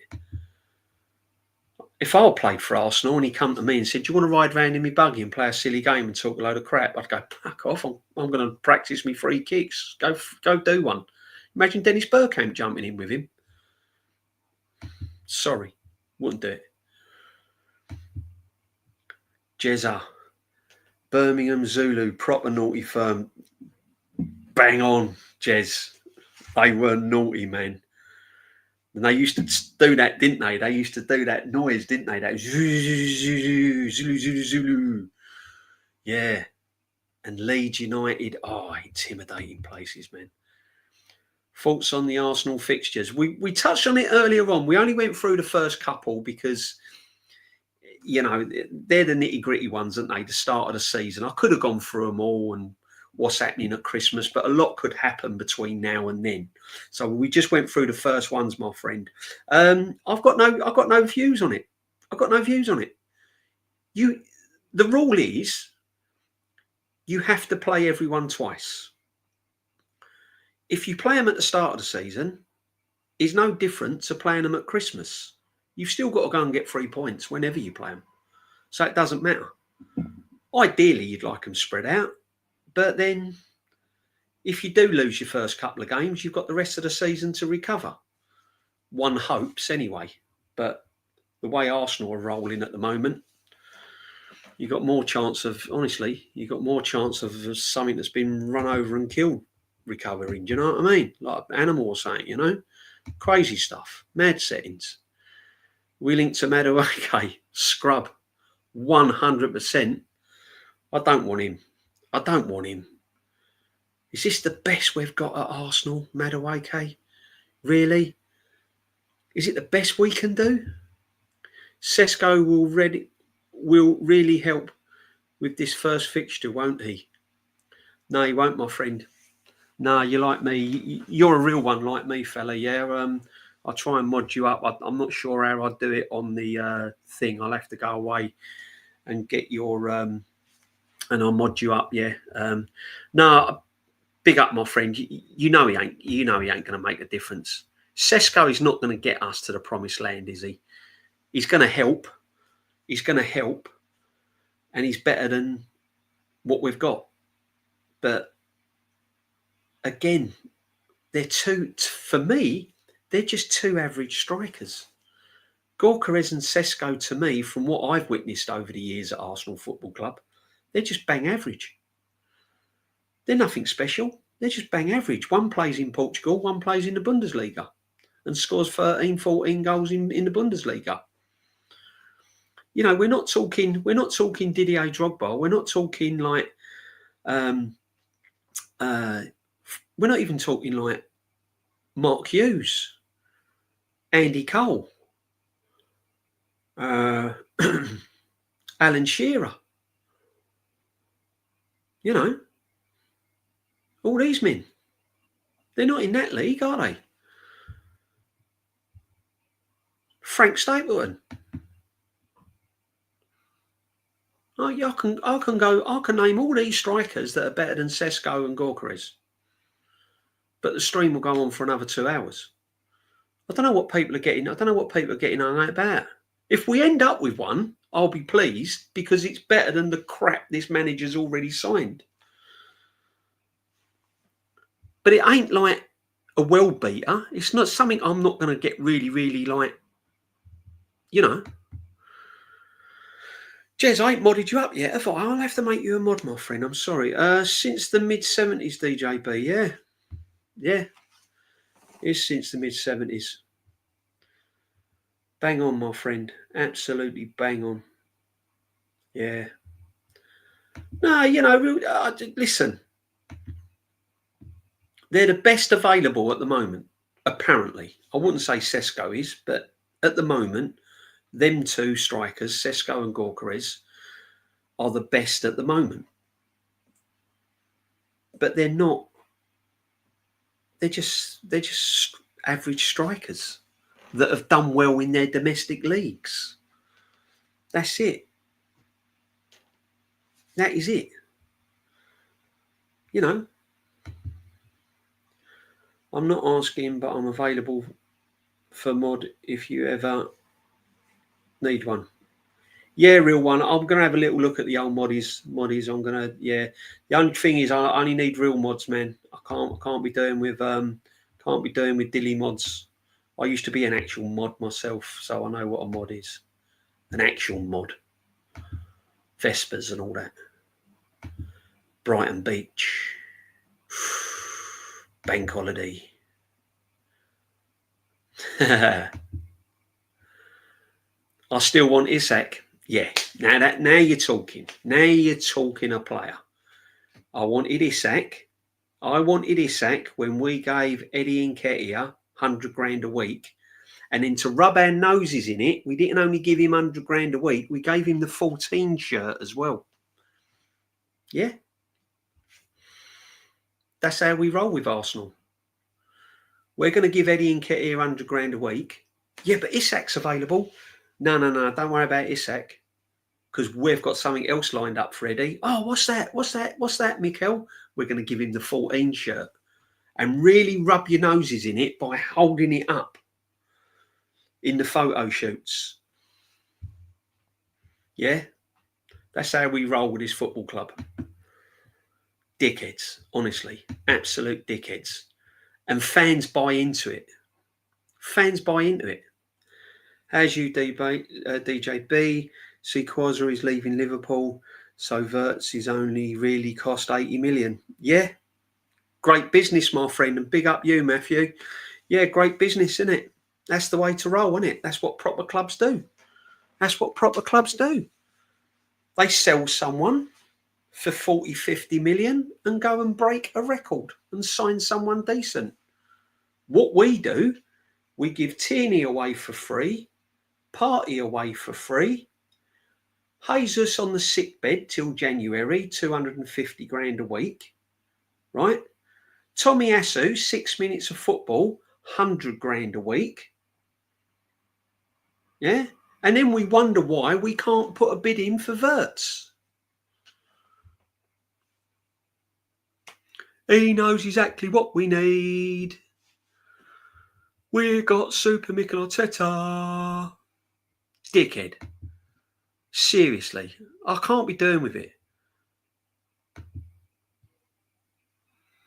Yeah? Kai Havertz on 208. This is how we roll. Yeah. Liverpool, proper club. What we're going to do, we're going to offload players and then buy a baller. Elliott will be the next one. They'll probably sell him for about 40 million. This Wirtz will end up costing nothing. His shirt sales alone will pay half of his wages, or perhaps all of his wages. Shirt sales alone. Yeah, mention Tommy Asu, 100 grand a week, paying for all his treatment, everything, 100 grand a week. Jesus, 4 knee surgeries, 200 odd grand a week. Partey, gone for free. Tierney, gone for free. Yet Liverpool sell a player and it only ends up costing their top player £80 million. And we're stumbling over Gorkarez and Sesko. Don't know who to buy. We do know who to buy, but I'm telling you now, guys, we can't afford them. So it's a big negotiation deal. I'll tell you one other thing, right, guys, because we're going to be drawing to a close in a minute. I could talk to you all night, guys. I know I could, but I'm aware that you've got other business to do and stuff like that, and I've got other things to do. I'm going to go for a nice little cycle in a minute. Now it's cooled down a little bit. I'm going to get the bike out and I'm going to do some miles on the bike. So, but before we go, what's happened to swap deals now and player exchanges for cash? So, for instance, we'll give you, sort of hypothetically talking, we'll give you Wanyeri plus 50 million, or we'll give you Wanyeri plus 40 million. What's happened to them sort of deals now? So you offload a player and you get the player you want. Where's that all gone? Is it me, or is it just me, or is it just gone? DJB, it's obvious that we are seeing the owner's words in action. They never bought us to win trophies. Probably at the start, I'd agree with you. At the start, they're probably happy with league position. But I think as it's gone on, as the process has gone on, and clubs are winning things, and this manager's being paid a lot of money, I think the narrative could be changing towards that. I'm hoping it does. I think the Cronkies might be not the old man Cronky, the son, because he's really in charge of Arsenal, the younger one, isn't he? Yeah. I think he might be looking at things and thinking, hang on a minute. At first, I was happy just to finish in the Champions League. Get the club stable, get the club competing, get the club to that level. But now the next step is to actually win something. So I don't think that what you said there, my friend, and big up, I totally respect it. I don't think that there will last too much longer. We're there, we just need to go to there. And if the Cronkies don't get that within the next year, I think he could be gone. You'd hope so anyway. DJB, Arsenal transfer policies offloading players on a free deals. Yeah, free. Come and get them. Bargain bucket time. Yeah, bargain bucket time. Car boot sale settings. Bargain bucket time, my friends. Come and get it. Here we go. I'm surprised we ain't let 2 go out the door. You know what I mean? Come and get it. 2 for 1. Buy 1, get 1 free. Big up DJB. How's it going, pal? Yeah, all good, my friend. United fan. Okay. Do you know how Amrin said we was heading for a storm and we did? Did I think Arsenal are going direction and Spurs and United could finish above them? Listen, 2 great clubs, Mems. Yeah, Man United, Arsenal, history, what they stand for. 2 great clubs. And when you think about it, if you take away the league finish position that Arsenal had last season and that we got to the Champions League semi-final that most people call success, take that away, we're both in the similar boat. Man United and Arsenal are identical. They've both got managers that are out of their depth with these 2 clubs. You've got players that are deadwood that you can't get rid of. You can't sign anyone of any ilk. You're signing okay players, but you can't really sign anyone massively. You've got a wage structure that's off the wall. So don't be surprised if Tottenham don't get their act together with this new manager and rock up and finish above both of us. That wouldn't surprise me at all, mate. Honestly. Swap deals are not happening due to wage demands of players being offered as a swap. For example, Arsenal could not use Zubimendi in a swap deal simply due to his current wages. Yeah, well, that's it, isn't it? That's it. Current wages. It is the wages. It might be something to do with the new rules as well. But you say about wages, you know, they seem to find them from somewhere, don't they? They seem to find them from somewhere. You know? I mean, if you've got a young talent like Wanyeri and he's only on about £8,000 a week, and his future value is about, I don't know, 60, 70 million, and you offer him with money, do you know what I mean? I don't know. I suppose it's all about negotiating. That's why we've brought in Berta to sort all this mess out, all this nonsense out. I'm hoping when he gets his feet firmly under the table, and he actually gets going, and he actually really starts to get moving on this. I'm hoping the guy will sort all this out and get all this nonsense sorted out once and for all, because it's absolute craziness. Bless up, DJB. Bless up, my friend, all day. Bless up the chat. Bless up the community. Listen, guys, make sure you sub. Make sure you smash the likes. It will help us. And we can all build this together, and it'll be fantastic. Thank you very much indeed. DJB, and it's great that I'm getting other fans in as well. I'm getting other fans in, Aston Villa fans, Chelsea fans, Man United fans. You're all welcome, guys. You know, you won't come in here and get abused or anything like that. It's not what we're about on here, guys. It really ain't. That's not my channel. All right, it really ain't. So you're all welcome. We're all fans. Ignore what football club you support. We're all fans. We all want the best for our team. We all want the best for our clubs. You know, don't matter what fan you are. And when you think about it, football fans are all united because we've all got the same interest. You know, we've all got the same interest. And there's not many things in the world today where you can all be united as one, you know. So big up everyone. DJB, Liverpool and City have won endless trophies in the last 5 years. They have. And they will continue to do so. United fan here. Big up United fan. Yeah, big up my friend. I've had some great times. I've had some great times at Old Trafford. Yeah, I've had some great games. I've watched great games at Arsenal, Man United.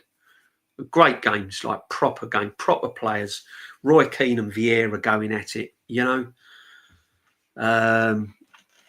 Yeah, honestly, really great banter, great games, and that's what it's all about. Miss it.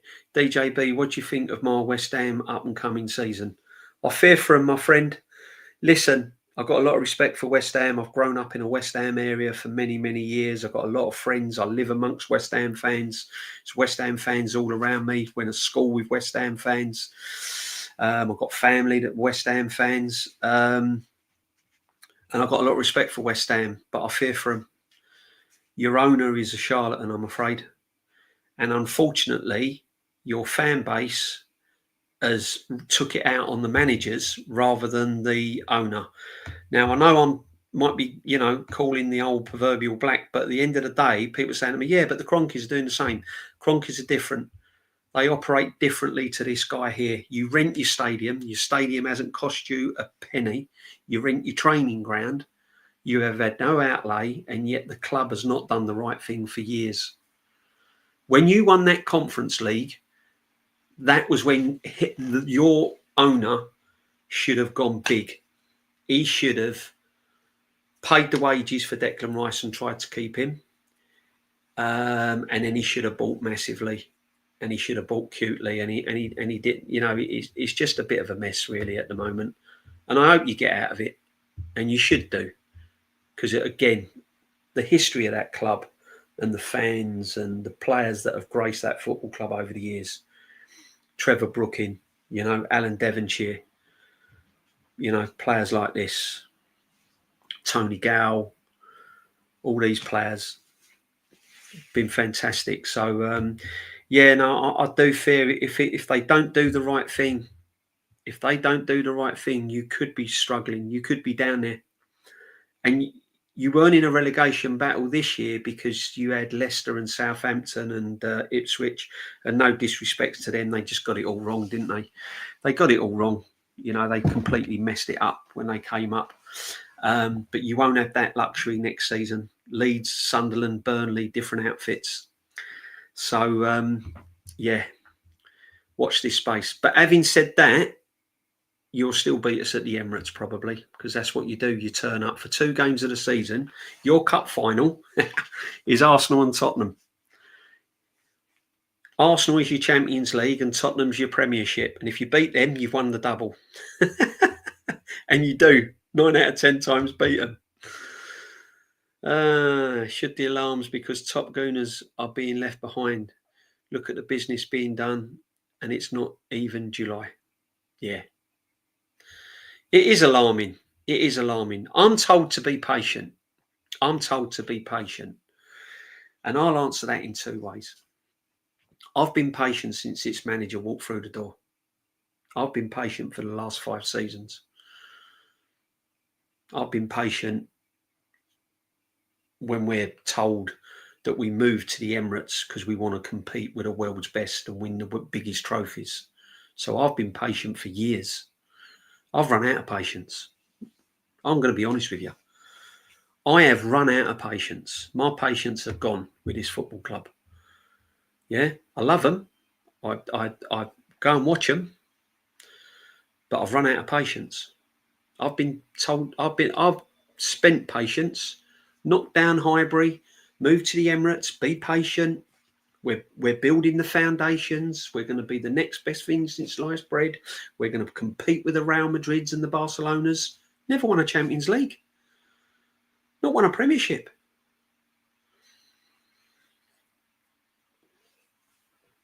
So no, I'm not patient. Not when you're linked with a player in February and come the 1st of June, they're walking down beaches, not even signed. And now we're negotiating over paying the instalments. How patient do you want to be? DJB, I agree. I wouldn't be surprised if we get relegated. Oh no, what a West Ham. I hope not, bro. I hope not. I don't want West Ham to go down. I'll be honest with you. I hope not. I hope not. But listen, no one. Man United and Spurs would have been in a relegation battle. If Ipswich and Leicester and Southampton had got their act together around about Christmas, Man United and Spurs would have been in a relegation battle, along with West Ham.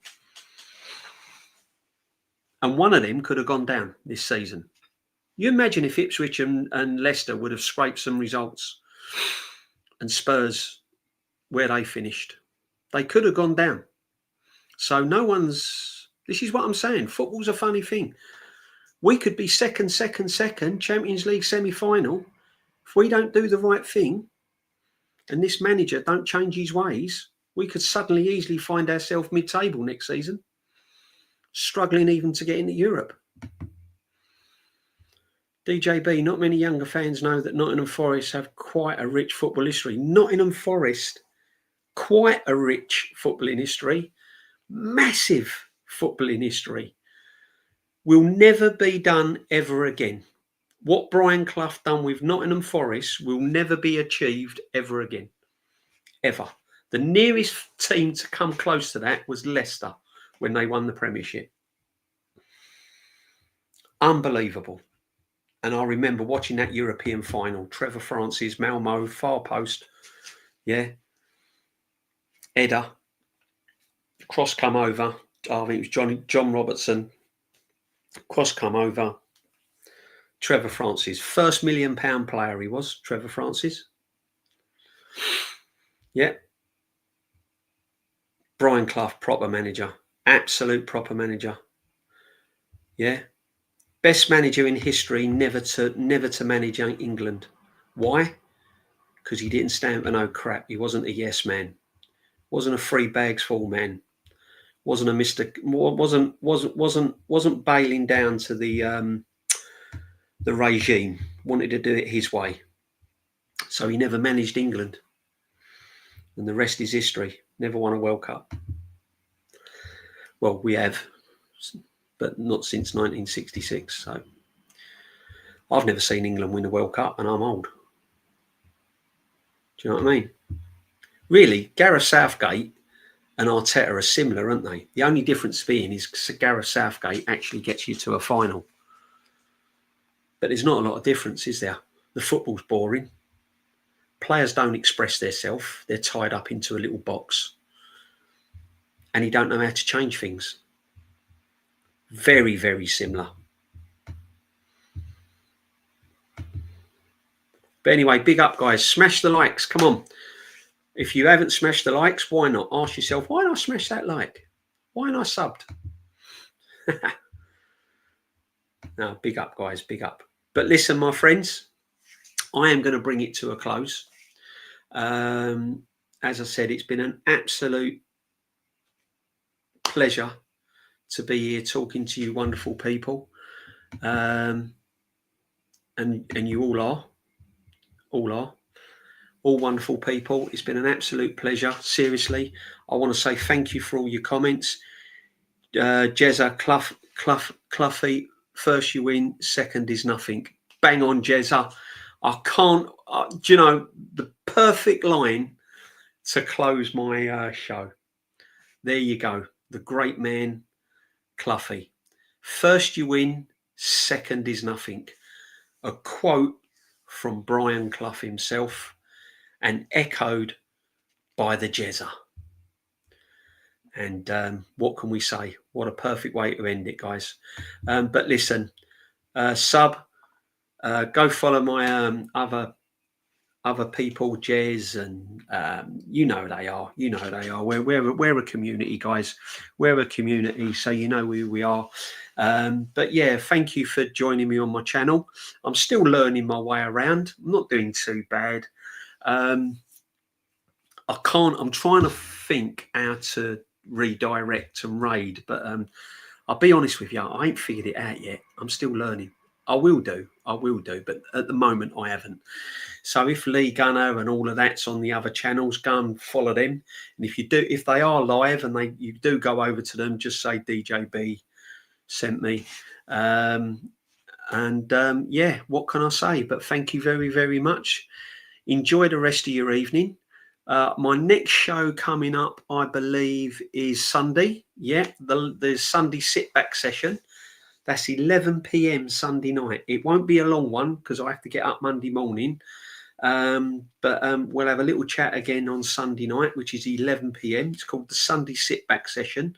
That's the only kind of regular slot I've got at the moment. Obviously, when the season starts, we'll have some more bits and pieces going on. But it's busy out there, isn't it, with Arsenal content, and I don't want to bore people too much. And then I get invited onto other streams occasionally. So yeah, we're all busy. We're all busy, my friends. But yeah, listen, thank you very much. No matter what fan you are, this is a fans channel. It's a predominantly Arsenal channel, obviously, but all fans are welcome. Thank you, all fans across the country, across the world, for joining me. Thank you and everyone for joining me. And yeah, on that note, I'm going to play the intro to say goodbye. I didn't play the outro to say goodbye. I didn't play the intro though. I was reading that Madueke, wasn't I? That Chelsea thing. That threw me. That did. I forgot to press the intro. But anyway, guys, I digress. Have a great evening. Love to everyone. Make sure you drink plenty. Make sure that you don't stay in the sun too long. If you're going away on your holidays, as I said, through the summer, please be safe. Look after your loved ones. And we're gone. Bless.